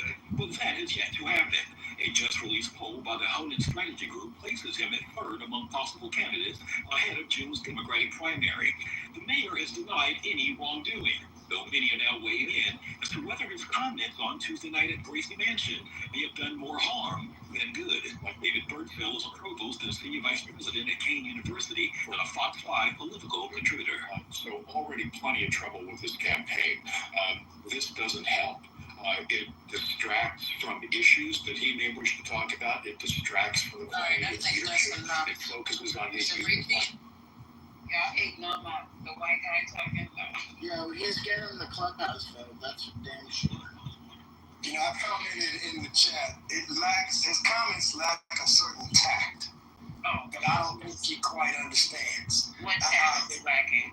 A black man, like in front of the world, representing all the diversity of religious diversity of everything of New York, and you're talking about calling black folks Negroes. Now, nobody else is gonna be allowed to call black folks Negroes except this black man. It's waking up Negroes crazy town. Negroes encompasses more than just blacks. He's also that sounds good, but it's black. Negroes is a black man. Okay. I'm just telling you, Negroes is a black man. Okay, so why all the Mexicans and other people calling each other niggas? Because they just trying to ride the bandwagon, but those that really know that Negroes is a black man. That's a goddamn thing. When I don't care what Drake says or what the popular music. Factual. I know that Negroes will always be a black man. Go ahead, Brooklyn. No, I mean, that's what I ain't want to argue. Well, I just wanted to say, look, Brooklyn, don't ever stop me from arguing with Sweet, because you're not doing him any favors. Don't protect Lisa like that. Lisa's a grown woman. Lisa's a grown woman. Everything in New York is a nigga. It's terrible, but it's true. Thank you, Brooklyn. It is what it is. Everybody's a nigga. Everybody. It is what it is. All right. When white folks and everybody start calling everybody niggas, we're going to come read All right. When Trump start calling black folks Negroes, we're going to have to in California, it's happening in California. They call people niggas in California. Well, we don't want to normalize it any more than it already is. Yes, this nation. Adams is normalizing it. Well, but that's the reason why it was a problem. Because when he said what he said, it was just like, what's going on? So you just, y'all Negroes, who are you talking about? I agree with Sweet with that. And like, yeah, that was ghetto. Look at you guys getting real ghetto. It's ghetto as fuck. It's like, now all of a sudden, Mayor Adams got a half tap. Yes, just because the regular people are good, we still think we shouldn't be called for that. So what happened to the Trump situation? Y'all left that alone? What happened? I was going to. No, we were going to go back to it later on in 420 because it's getting a little bit too out of control in here. So. Oh, so you saying I can't control this crowd? Is that what? No, ma'am, I'm here. I am your security guard. When you left this, let me tell you, when you left, they didn't see your beautiful face over in top left. It went left. But I was never top left. Well, you know what I meant. Stop. I meant when your face wasn't here. These kids, these people, they just. Damn it, I said I would be right back. I promised. 5 fucking minutes. Oh my goodness. Yeah, exactly what was a void. Led by I was trying to bring. Anthony left.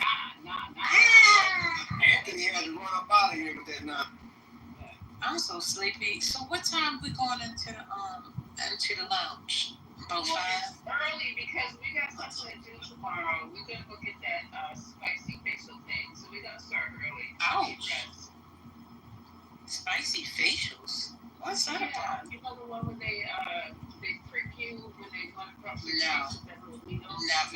Never. Oh, okay. So let's get started. Let's get ready to rumble. What time is it? Oh, okay. All right. Anybody else want to comment? Subjects? Go ahead. Anybody else? They were fighting here. It was a squabble between me and Sweet, but our squabble's over. Brooklyn, you done with your squabble? You done with your squabble? I wasn't squabbling. I just wanted to enlighten him out a little bit. Lisa, that was the shortest squabble in history. That was a. It was a cute squabble. That was a. I don't even know if we actually got in the ring. But go ahead, it's okay. It was cute. Letting my hair out. I know that's right. My edges going back, reverting to West Africa over some. No. So wait a minute. Did you find your glasses? Ma'am, I Why? his glasses. Huh? I don't know where the hell they are, but. That's a shame. Did you put your so you got your what you want, Cash App? I don't do Zelle. So I'm still waiting on that information. Are you gonna do it? That's too much of your personal information as far as your checking account or some shit, right? Oh, I don't know. I just don't mess with Zelle. I don't mess with that. No, that means I gotta have your number to do Zelle. Your phone number. And it won't show up your checking information? No. If you show them your number, that's it. It shows them your number. So that means your you don't email, it's either your number or your email, whichever one. You got PayPal? Lisa, it doesn't show any personal information. None. No personal information. It's actually a much safer transaction. I think because we need to really know who you're paying. So make sure they're in your contacts. And you know. they have to be in my contacts. I'm telling you. They're not in contacts. They're still in Allow me to finish.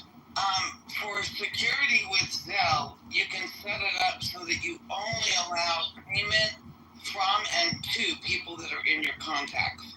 We're talking about Clubhouse people. I don't want none of these motherfuckers in my contacts.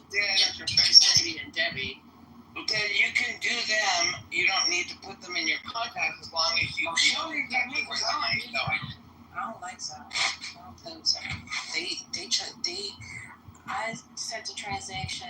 They said that it didn't go through, and then they actually charged my account with what they said did not go through when I already paid the vendor with another form of payment. So I don't play around with Zelle. I don't like that. Yeah. So that was my personal experience. But anywho, Venmo is the one you're talking about, Lisa, where you put that stuff out there and everybody, that grandmother can see that you just. That you know. Okay, I'll make sure I don't use You can set Venmo to be private, you guys. But I'm just saying. All the stuff, Sue. Yeah, Venmo is the one. One reason. Okay. Yeah, Okay, that's it's set up. Thank you, Sue. You're the best, Sue. You know that. Yeah, she is. Sue's a very knowledgeable lady. I wish I could hang out with her. Very kind-hearted. Very. And sweet and knowledgeable. It's just total California. Yeah. I don't know about California, but. You were doing good.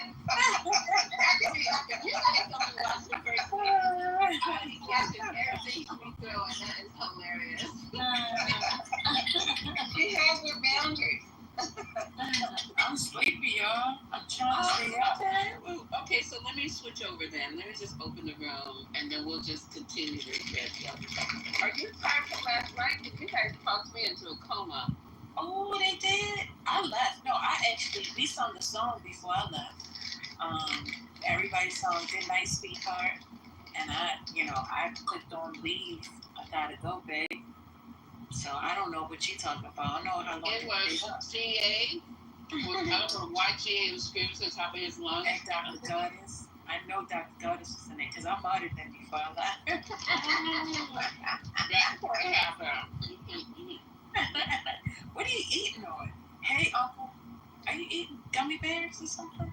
That sounds gummy bears. Okay. These are gummy worms. All right. I like the worms. I like the worms. You know, worms. The worms are better than the gummy bears. There's something about the worms. They softer. Is that? Have you guys tried the clusters? The nerd clusters? Oh.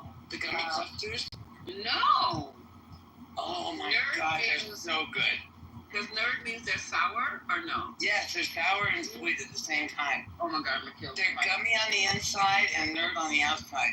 They are amazing. Okay, I will not be held responsible for how much you eat and your health. I'm gonna just say it right now. I'm not eating that. I have turned a lot of people on and they've become addicts. So enjoy But I them. want nerds. I want big tips. They're called gummy clusters, yeah. Oh, it came right up on Amazon. Yep. No, put it down. And I like the red bag better than the Delete. And the red bag came up. Delete. Delete. Listen to me. Delete it now. Delete it. Right in my car. No. Take that out. Get out of there and go open up the room. What's going on? All right, I'm going now. And they're only 7. Lisa, put that down. Do not open that right now. Put it down. Can I borrow somebody's EBT card to take EBT? Wait a minute, Amazon takes EBT? That's what it's saying in here. Shut your mouth. This is too much, girl. I ain't never gonna leave the hiding spot. They take EBT. Can I borrow somebody's EBT? I cannot believe it. You going to jail.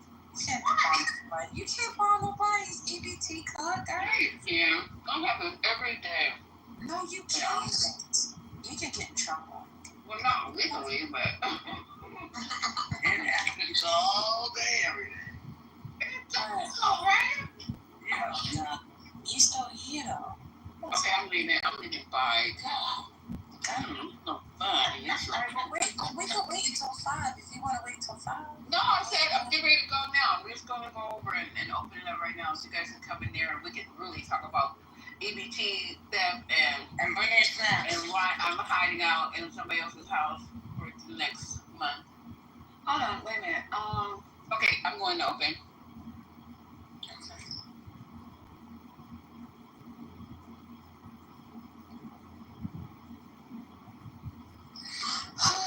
Nationwide is on your side. Melly Mel, you there? No, it's coming. Mel, you sleep? What happened? I was just checking because we gotta go to Lisa's house.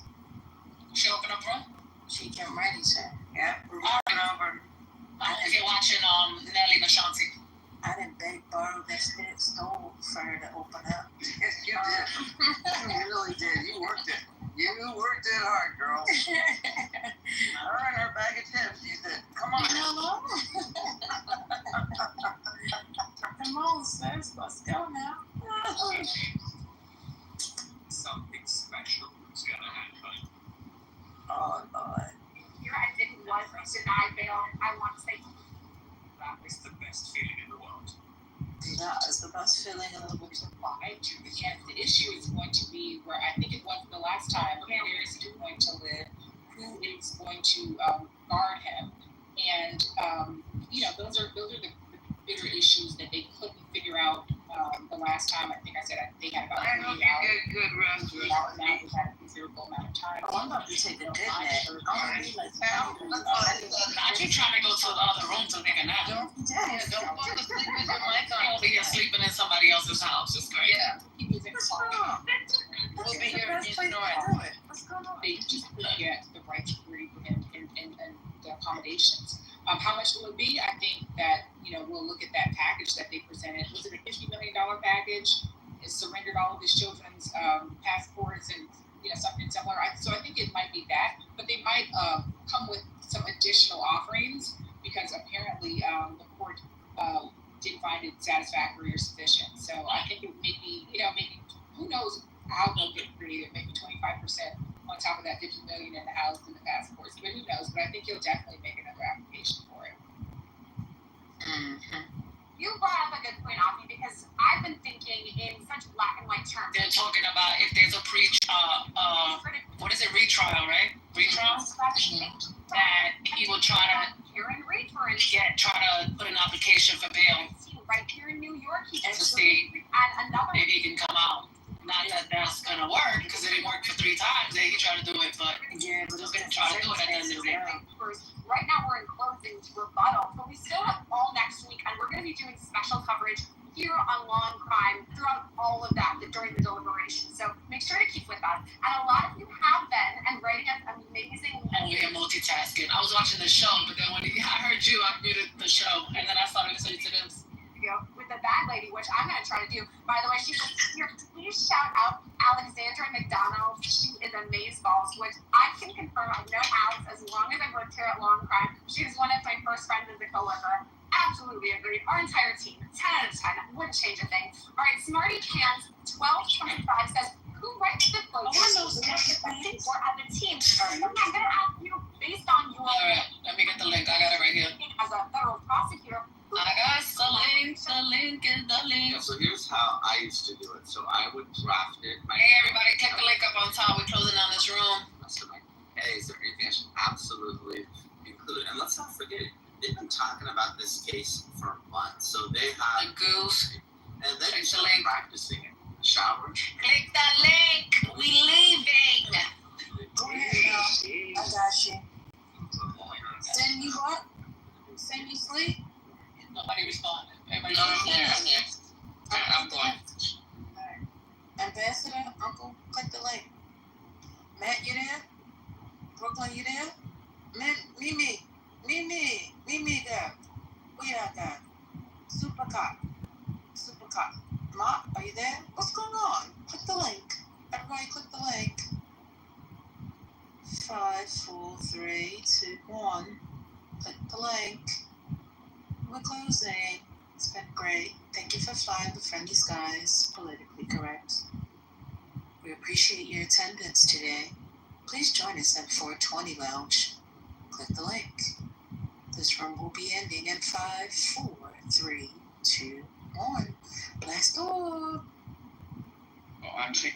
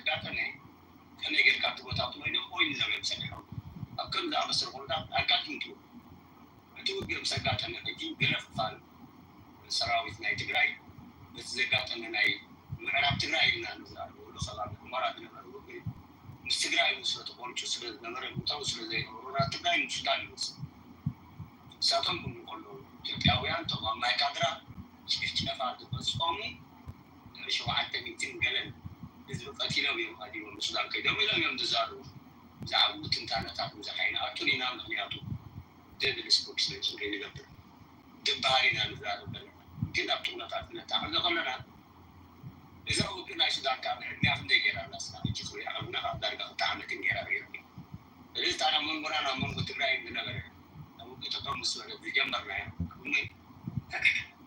ሰላም ብሕሉው ትሕቲ ሕሳብ ዘይፀንሐ እቲ ኣብ ሱዳን ዝነበረ ናይ ወያነ ምስ ቡርሃን ክሰርሕ ግዴታ እዩ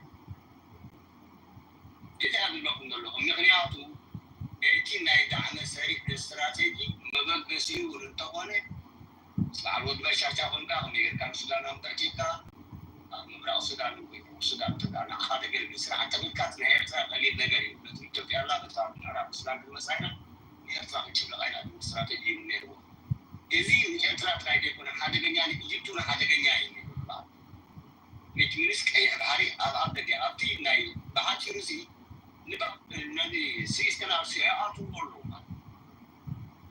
ይኣትውዎ ኣለዉ ምንም ከም ዝኣመሰለ ኩነታት እዞም ኣብ ምዕራብ ሱዳን ዘለዉ መን እዩ ዝጥውሮም ብኸመይ ናብሮም ኣሊ ኣብኡ ትንታነ ይንኣትዉ ዝኾነ ይኹን መገዲ ግን ናብቲ ዝነበረ ውግእ ተሳትፎ ምስ ኣብርሃም ኮይኖም ኣብቲ ውግእ ተሳቲፎም እዮም ዝበሃል ዘረባታት ኣሎ ንመቐልቲ ትወትፉት ስለዘይወዓልዎን መረጋገፅካ ስለዘይብሉ ብዝኾነ ይኹን ግን ኣብ መንጎ ዋሓትን ኣብ መንጎ ብርሃኒ ናይ ባሓቂ ዝምድና ክትፈልግ እቲ ግዜ ድሓቱ እቲ ግዜ ድሓቱ ክልተ እቲ ዘሎ ኩነታት ድሓቱ ክልተ ምክንያቱ ሰራዊትና ኩሎ ዝተገመረ ኸብያ ብምዕራብ ሱዳን ካብ ሱዳን የትግራይ ከም ክልል እንተዳ ክትቅፅል ኮይና ንከምዚ ዝኣመሰለ ግራት እንተዳ ሓገዛ ድልዎም ኮይኑ ኦፎር ጌርካ ነቲ ዝምድና ናብ ዝለዓለ ትሉ ዝድብፃዕ ማንም ሰብ ዝስጉዮ ነገር ስለ ዝኾነ ሰርፕራይዝ ትኾኑ ጉዳይስ ይስዓብታ እቲ ሓደ ወገን ሕጂ እንታይ ኢና ንብል ዘለና ዳዕመ ሰሪዕ ኣብኡ ንኸይመስል እውን ዝደነይርዎም እዩ ኣይደሎ ብዛዕባ ዝዛረባ ኣይደለ መቃበታት ዝግበርና ሓይሽ ዝኾነ ይኹን ግን እቲ ዝምድና ግን ግዜ እስትራቴጂ ዝጠቅሞ ዝምድና ስለ ዝኾነ ተጋሩ ኣብዚ እዋን እዚ ምሳብ ፌደራል መንግስቲ ወይ ከዓ ማእከላዊ መንግስቲ ናይ ሱዳን ዝምድና ምግባሮም ናይ ሓቂ እስትራቴጂካዊ ኣገዳሲ ንዓና እውን የደግሰና ናብዚ ከባቢ እዚ ክደርብ ወይ ከዓ ምብራቅ ሱዳን ዝበሃል ከባቢታት ዳዕመ ሰሪዕ ክኽልከል የብሉ ዳዕመ ሰሪዕ እና ንዛረባ ኣለና ኢማራት ኢና ይነብላ ስለዚ ንከምዚ ይኹን ኩልና ወራኒ ትግራይ ይኹን ወራኒ ኤርትራ ይኹን ንመሰረቱ ሓንቲ ብልጫ ወዲ በሻሻ ብልጫ ኣለዎ ተዳውነት ይውሰድ ንዓና ግን ሓደጋ ስለዚ ዝኾነ ይኹን መገዲ ኣብኡ ዘሎ መስዋዕቱ ክፍሎ ዝፈደደሊ ኮይኑ መስዋዕቱ ክፍለሉ ትግደ ዘሎ ኩነታት እዩ ምክንያቱ ፈሊጥ ነገር ኣይኮነን ስለዚ ትሰርሕ ዘላ ወያኔን ኣርብራን ስለዝሰርሑ ንሳና ከዓ እቲ መንግስቲ ናይ ሱዳን እንታይ መርገፂ እዩ ከምቲ ናይ ቀደም ክኸውን ከምኡ ዝበሃል ዘረባታት እየ ንሕና እውን ንደልየ ንፈዛሙ ተጋሩ ሱዳን ተዛሚዶም ኣብቲ ዘለዎም ከባቢታት ዝፀጣቐቑሩ ናይ ባሓቂ ንሕና ንደልዮ ጉዳይ ስለዝኾነ ንዓና ይትንፈናኒ ዝያዳ ከመለስ ዝምድና ከምተረዲድ ምግባር እዮም ምናልባሽ ካልኦት ክሱራት እዮም ውስጥ اليوم thank you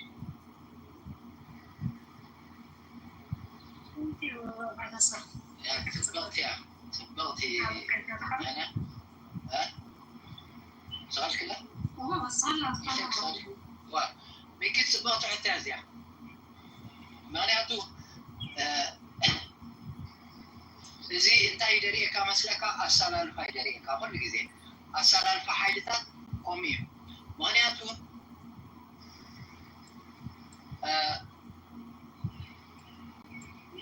ስርዓት ብልፅግና ብንፁር እዩ ኣሰላልፉ ኣነፂሉ ማለት እዩ ሕጂ መጀመርያ ኢማራት ክሰማማዕ ከሎ ምስ መን ከም ዝስለፍ ዓዲ ይፈልጥ እዩ من يخلي توعد له وجهه من يخلي توعد يا سؤال أجي أتي السلالفة إمارات إسرائيل نحب بدهري له إسرائيل إثيوبيا ننوي هذا خدز من له ነዊሕ ማለት እዩ ክሳብ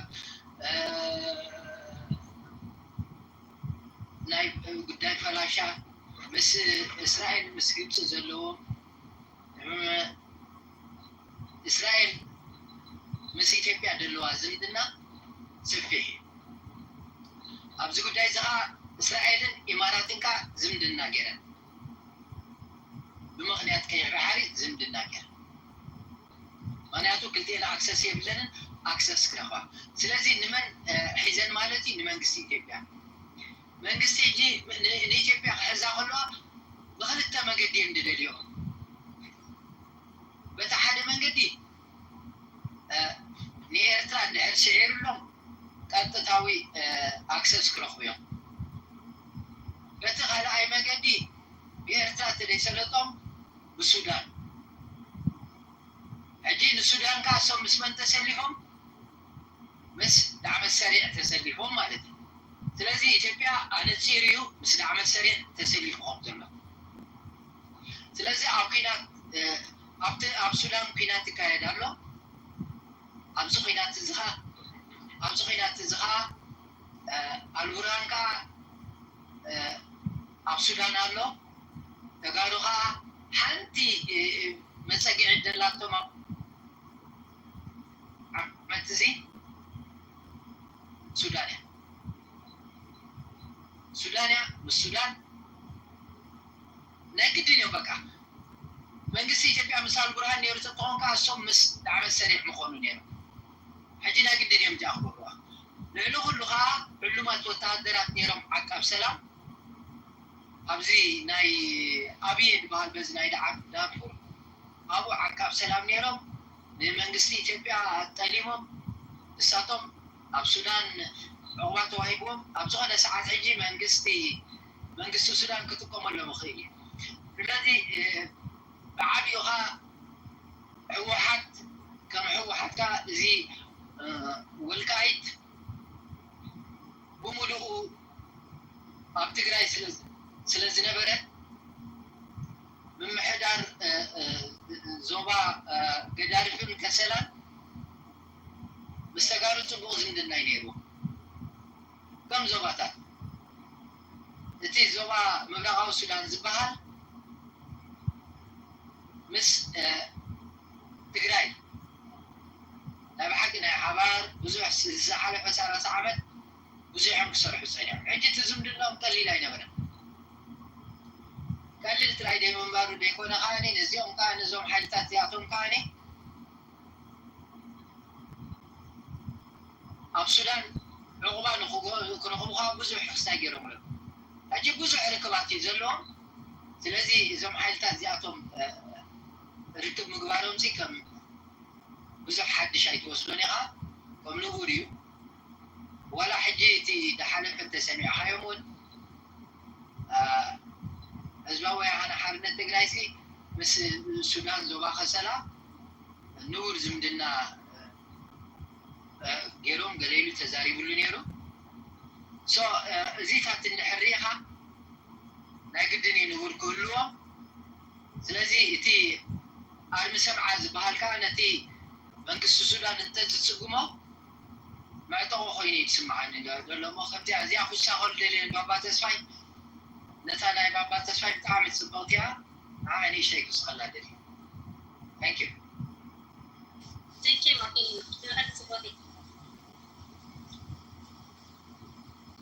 كمان أبيات الصدر لها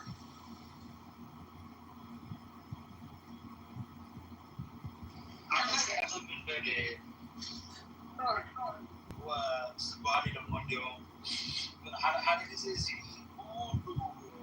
سيناها لا يتبوت هدراوي حزبي تبوزي ترى أنا يا حي كنترول لا سبحان نجراسي هاي تيجي تحتنا ما جوينا تدراسنا تجاهنا رأي زي بحر كله كذي سنسيتيف نجاراتنا أبغى كذا بابليكي هجي سمونا بابليك حضرتك أبيد اللي اسمه بس زي حنجاوي تزارك مو أبغى كذا لأنه تزي بنا تبغى ربنا سبحانه تي جغرافي نايتوتها مفرد تشوفه تراي بقول ما بصبح نقرأ زلوا رأيه تبغى رأيه أو نقرأ حبيبنا قصاري زبلنا له ما دين نظام صوت وضعات ما نسمع بس فلو يبرجوا صوتها مالتي إثيوبيا حدثت له وضعي توضع زنعان وضعي كاب حمراج منها موزوي السودان تدعو بوضعات أبدي ونكارات بوضعات نعم عن فشل على زلوا مالتي مسؤول علينا موزوي لي بناتي تكذا أنا نوتا بنتونا حمرانا يردان زاجكو يلا يا بس فاي أجسامنا تا تسير على تا بمراني انت تسير لنا في يلا يا اوكي أجسامنا أجا مسكاتا نعانة حتى أنا بتسير ماني ما في ليس من نيتيجرا تقبل هنا سير ماني نيتيج ممكن هنا يتوقع ما سير ماني بس أنا زلمتي بعد ما أدري إذا أبغى نفسي بعد من أخذ ما يسوي إلا أبغى ما أدري حنيف كان ضدنا بعد جمال وضعي هو ساعة هو ساعة عندك أي يعني اللي ما قاعد كمان وقل ساعة لكن تقرأ عند أوان زيادة تكذب عملية أقرب تتقينه وخايف ما حنا لا سنة موتى سيادة نفسي وعملت واو ترى يسموني رجل نعم هذا المكان اللي هو زيرو ما يرو جي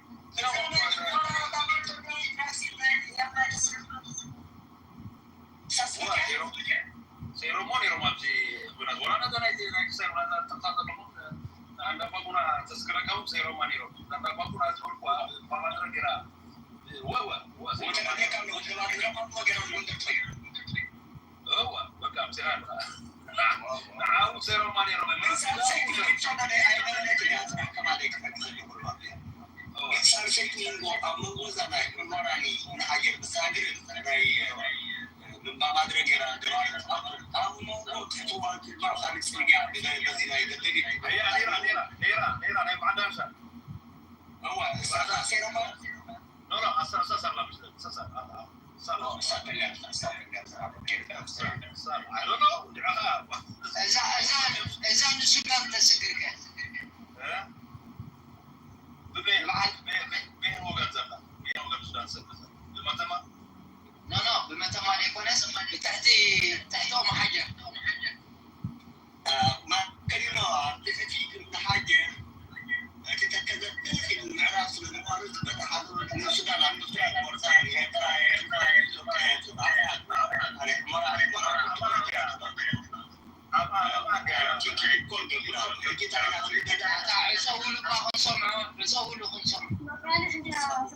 لا I think كمالا بابا تسفاين كنت خلوهم سؤال حاجة برا الحجي حاجة هم يعزوامو شو السنة كنت تقولس إني أمو بابا تسفا حتى أربعمو وترى لو تعبتوا ما كان حتى أقول لك أنت وسألت أقول مرة تراسيك أنا تيجي تبلاش تلاس كتير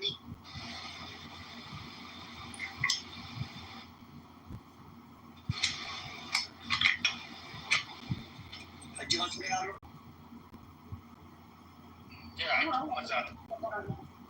اوكي اي تايا تقوم لا شيكر تالا تحت نمرة بيتو تقابل مران تراسي بيجي قابل مران تراسي تروح كله بورتر نيرترا نايتو كان نفتش نقطات نمرة نيرترا وين كانت تسكر الحمرة أب تراسي تقات تفتش بوغ الحمرة غاب تأبدك الحمرة ليران تفتش مالك أجي كابون تحتي كذا تخيل نقول كرسي زخيل أبسلان يسترد أبتحت الحمرة لو بيحي تخيل نيكا بوردر نايتو كان نايشدان نانا ونحالي البقار البطاق دو ناس نزغوني مين سابق نايتو كساعات ويناي ساعات المتوعيش كانت بوردر راوي مثلا سودان مسودان تتوقعنا مسيطة تتوقعنا بارانا يتخيل نعنا لا خسارة جيرو بحاجر جيرني تكذا مسيط ني إتوقع غابت معرات مرا جيرو تخيل بقول عبد الرافع ني متماري يخيل دوب مالك حجي خاولي تحدي أبكش مركبات البحر بوتا ويكا مركبات البحر بوتا تلاقي كذا سودان ساعة قامت بابا تفهم وخلها حجز كابو محجرسي نيمان توان بلون لنا نرقل كل تخيل هو نقول لهم من يمان نبعل خسر أقول صحيح نبلغ لنا لا تابيدا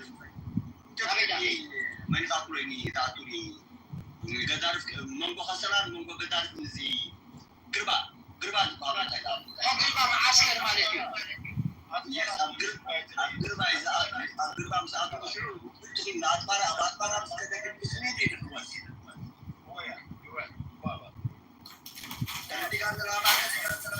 ከይዱ ብሸኩም ኢለ እዋ ከይዱ ንምዕራብ ከይዱ እቲ ከዓ ብኣሶሳ ምስ መፀቲ ፀሊም ንይብ እንደገና ትዋይት ምልካ ብዮ ሳቡ ዝመስሎሱ ኣብ ካርቱም ዝራኸቡ ኣብ ካርቱም ተራኺቦም ብጅንሰብ እዮም ግባ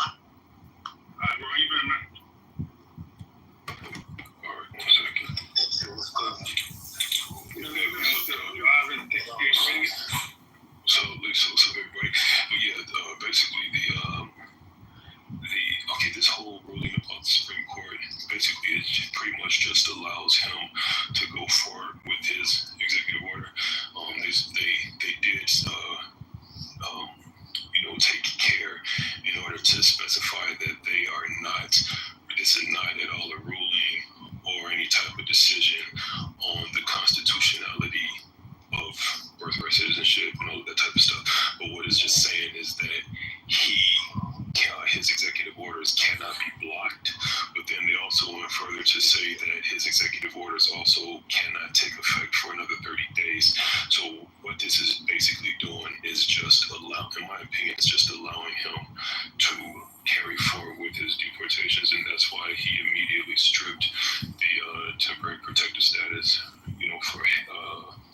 for Haitians, and what that does is expose about 500,000 Haitians to the threat of deportation, essentially immediately. I do think that the whole concept of birthright citizenship, though, will come up when he starts deporting, quote unquote, what people refer to as anchor babies. You know what I'm saying? Yes. So they're not speaking on the constitutionality of that now, but I would think that what will trigger it is when he actually deports somebody who was born here and then they sue, and then the question will come up if they are citizens. And I guess that's when the Supreme Court will be, forced to answer that question. I might volunteer myself to any law group. Let them try to perform me. I'm gonna get baby. Okay, so listen, what I got. Who's the anchor baby? Okay, so I'm just gonna read this. No problem. Okay, you can be deported. I'll chip in. Okay, so welcome to the 420, you guys. We're gonna talk about what happened today. Thank you for that, Michi, because I was looking for the article, but I found one that's gonna break it down to where the ghosts can get it, so people can understand. Then I'll play another analytical clip about it. But this is from my good old friend New York Post, and they never get shit wrong. Oh, let me turn my music.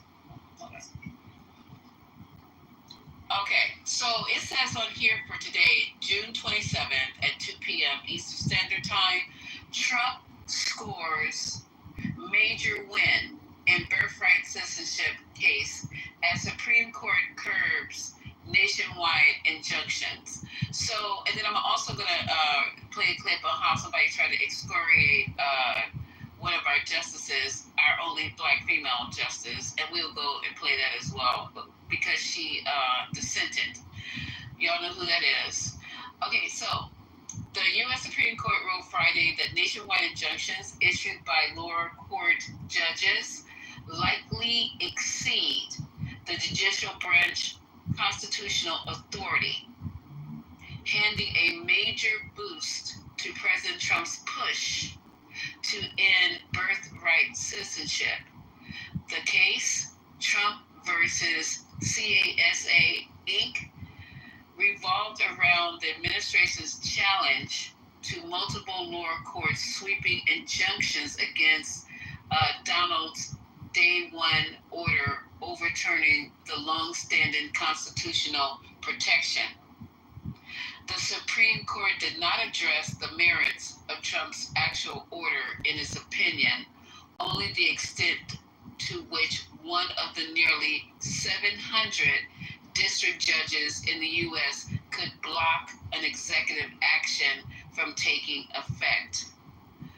At the White House, Trump called the ruling a monumental victory for the Constitution and announced plans to advance his birthright citizenship order, as well as other policies that have been blocked by federal courts. So he's moving ahead with birthright citizenship. Federal courts do not exercise general oversight of the executive branch. They resolve cases and controversies consistent with the authority Congress has given them. Conservative Amy Coney Barrett wrote for the court's majority. When a court concludes that the executive branch has acted unlawfully, the answer is not for the court to exceed its powers. Let me go down and see.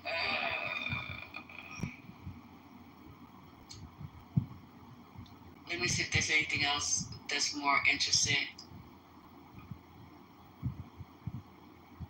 Okay, justices from across the ideological spectrum have long raised concerns about the lower courts overstepping their authority by doing oral arguments. The nation's top courts still struggled over how or whether to draw the line.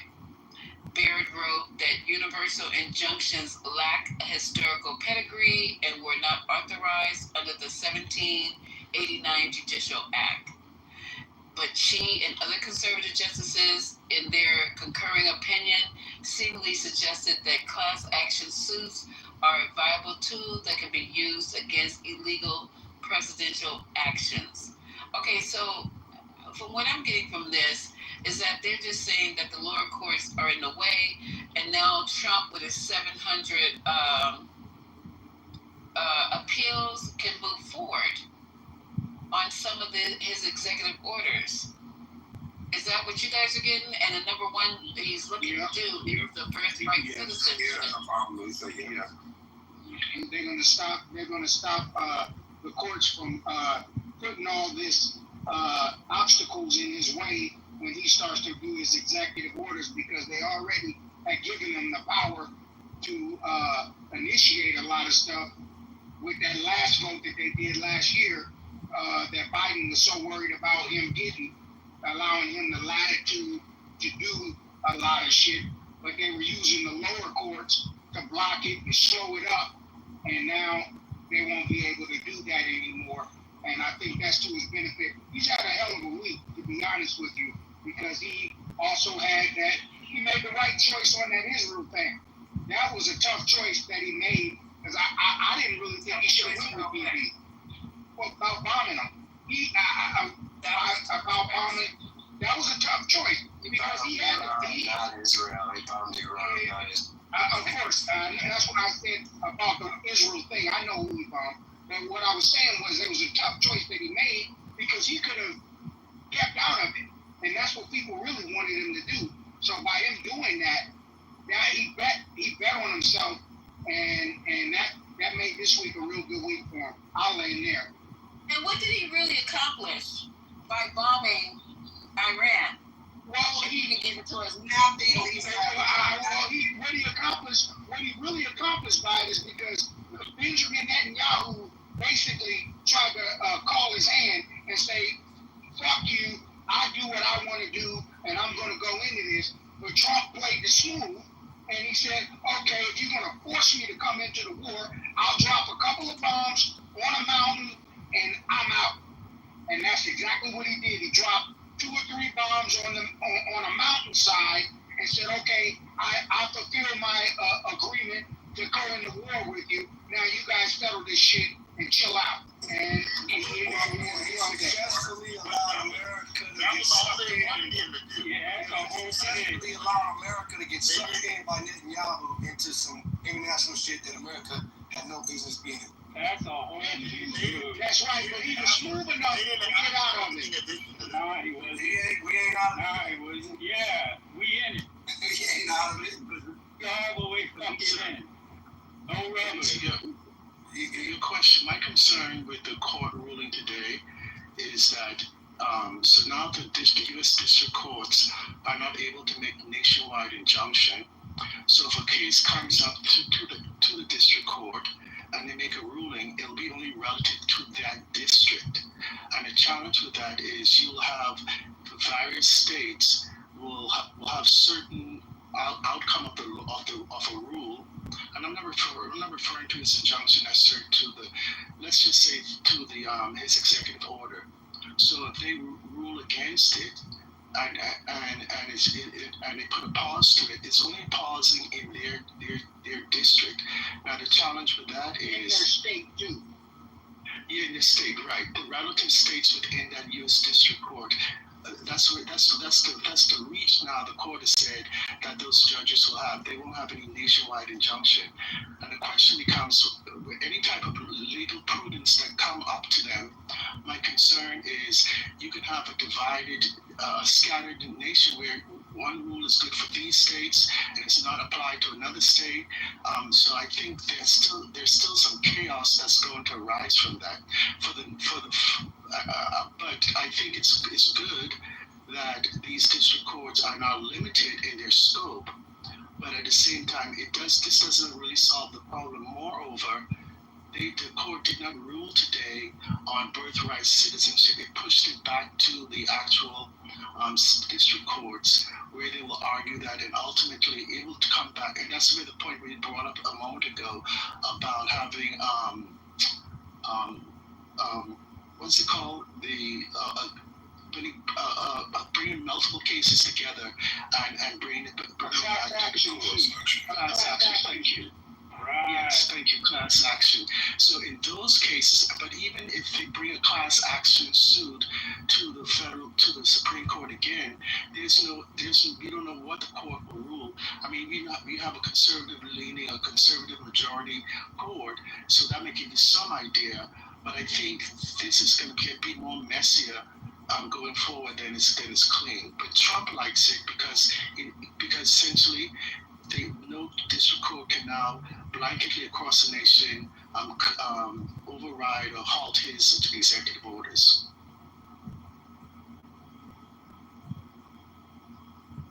You had a good one.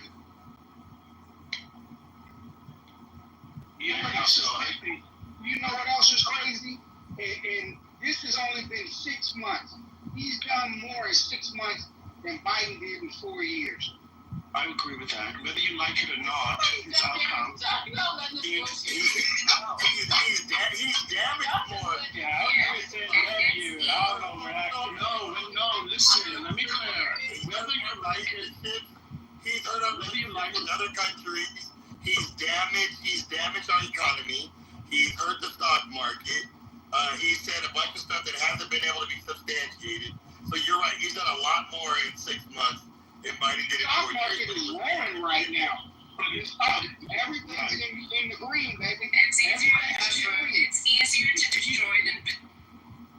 Yes, his impact is whether it's bad or good. He has definitely did a lot of activities. I'm sorry to cut you. The stock market and crypto is up and down. It's not steady, just stop. Jamal, cut it out. Exactly. But we're up right now. The market is up. It doesn't matter if it's down. For the time being, it's closed for the Friday bell because it's up. It is a roller coaster, and probably by Monday it's going to be done. Jamal, just stop. He's had a good week. Why you guys don't want to give him his props? He had a damn good week. He's caused a lot of destruction since he got voted. What is it again on January 20th when he got inaugurated? So did you guys hear that other guy? He just said there's a lot of stuff going on, good or bad, but at least he got shit stirred up. Did you just hear what that means to say where that was? And this is how we measure more and NW. NW said, well, I have to agree with you on that Trump is on the Ain't you guys tired of going? Let me be clear. He's done a lot. I'm not saying the same thing. I'm not saying what he's done is all good, but he has definitely, someone just said, is stirred the pot. Before. What you're saying is like a little strange, sir. I'm just saying. You said I'm not saying everything he did is all good. See, that's the problem. It's like we're accepting good as bad shit and dumb shit as normal. We're normalizing a whole bunch of bullshit. But if you think you're, I'll give you an example. I'll give you an example. He speaks a little different than we do. oh, okay, I'm sorry. Go ahead. So I'll give an example. For years and years and years, people have saying the government bureaucracy and our government is a waste. The Defense Department, and all these things. So Doge came in. What he did was the tactic I do not agree with. I think it should have been more smoother. But he came in like with what he said, a bull in a china shop, and he made a lot of wreckage as opposed to doing good. But I think trying to make the change is a good mindset, but how you do go about it, that's a different tactic. And I don't necessarily agree with that. But I think the things that Trump is bringing up is something that people should debate. That the voting public should have a say in what he's doing. And not everything he's, like I said, not to be redundant, not everything he's doing is good. But I think the pot has to be stirred. You sound like somebody that's embarrassed to be a fan of Trump. No, no. I'm not embarrassed to be a fan of Trump. I'm not necessarily a fan of Trump. I'm not totally against him, but I do like some subject matter that's brought up. I just do not like the way he executes. You sound like to me somebody that about what he's done with Congo today. He's stopping the Rwanda Congolese war that's been going on for over 40 years. They've been fighting. To admit that is a good thing that is done. They're signing a peace treaty today.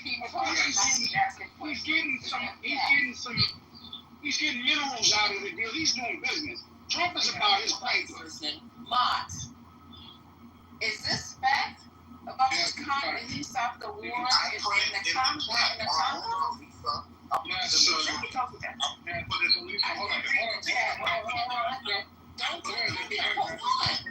can't see it. Okay, wait a minute, 1 second. Lisa, go ahead and look it up.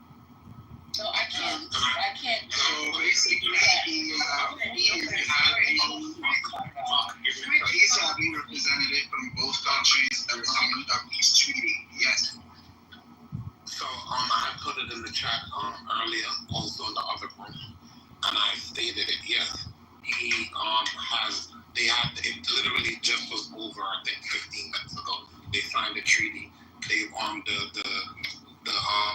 the Council People for Rwanda and the Democratic Republic of Congo was at the White House.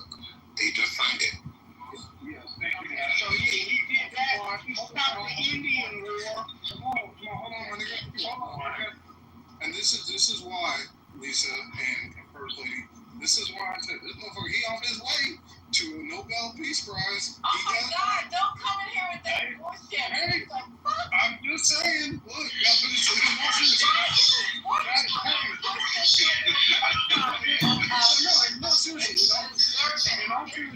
going on? Hey, look, no. It's not the Nobel Peace Prize. What is going on? No. In all seriousness, the Congo Yes, the Congo has been going on for a long. I didn't know it was 40 years. 40 years.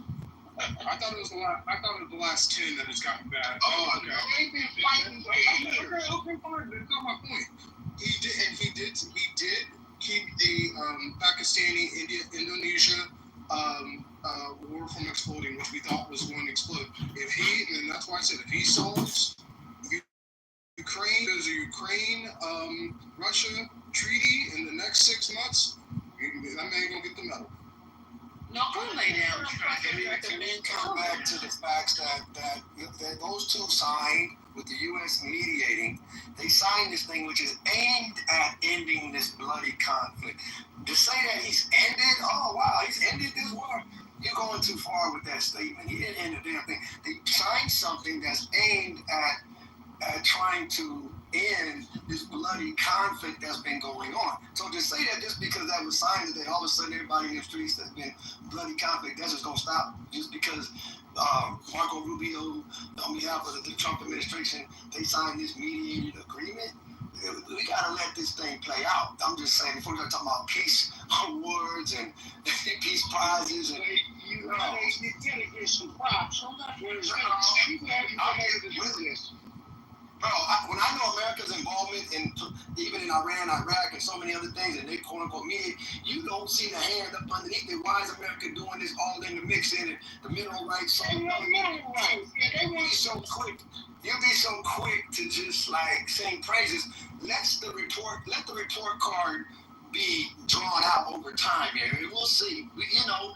All of a sudden it's just some benevolent act of whatever. So what I'm saying is, number one, just that being signed, again, there was a ceasefire between Iran and Iraq a few days ago, and they were still bombing each other. So I'm just saying, slow down. And it's gonna take a while.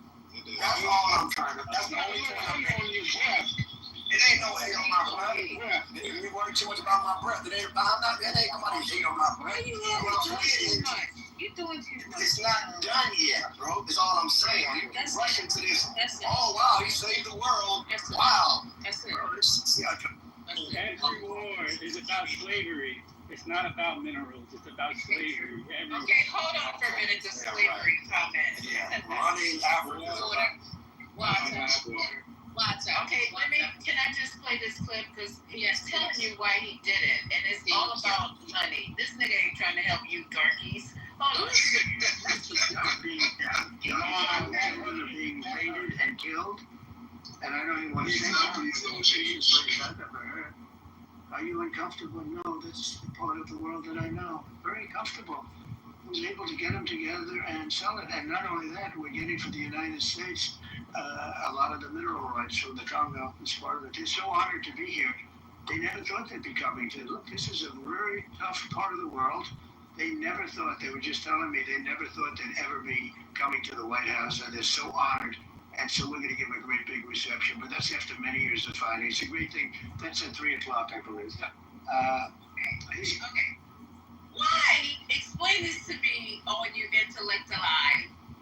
That means multiple intellectuals. Why are we getting anything out of this deal? Why are you over there taking mineral rights away from people who need them, who really need to be selling their own minerals? I told you, every fucking thing this nigga does is a setup. And he ain't worried about y'all darkies. He's over there trying to get mineral rights. Okay, go ahead, jump in. I'll tell you, mineral rights. Also, Iran has the world's largest supply of some mineral right now in the northwest section of the country. They're not mentioning Iran relates to minerals, but I'm quite sure that once, and also we know that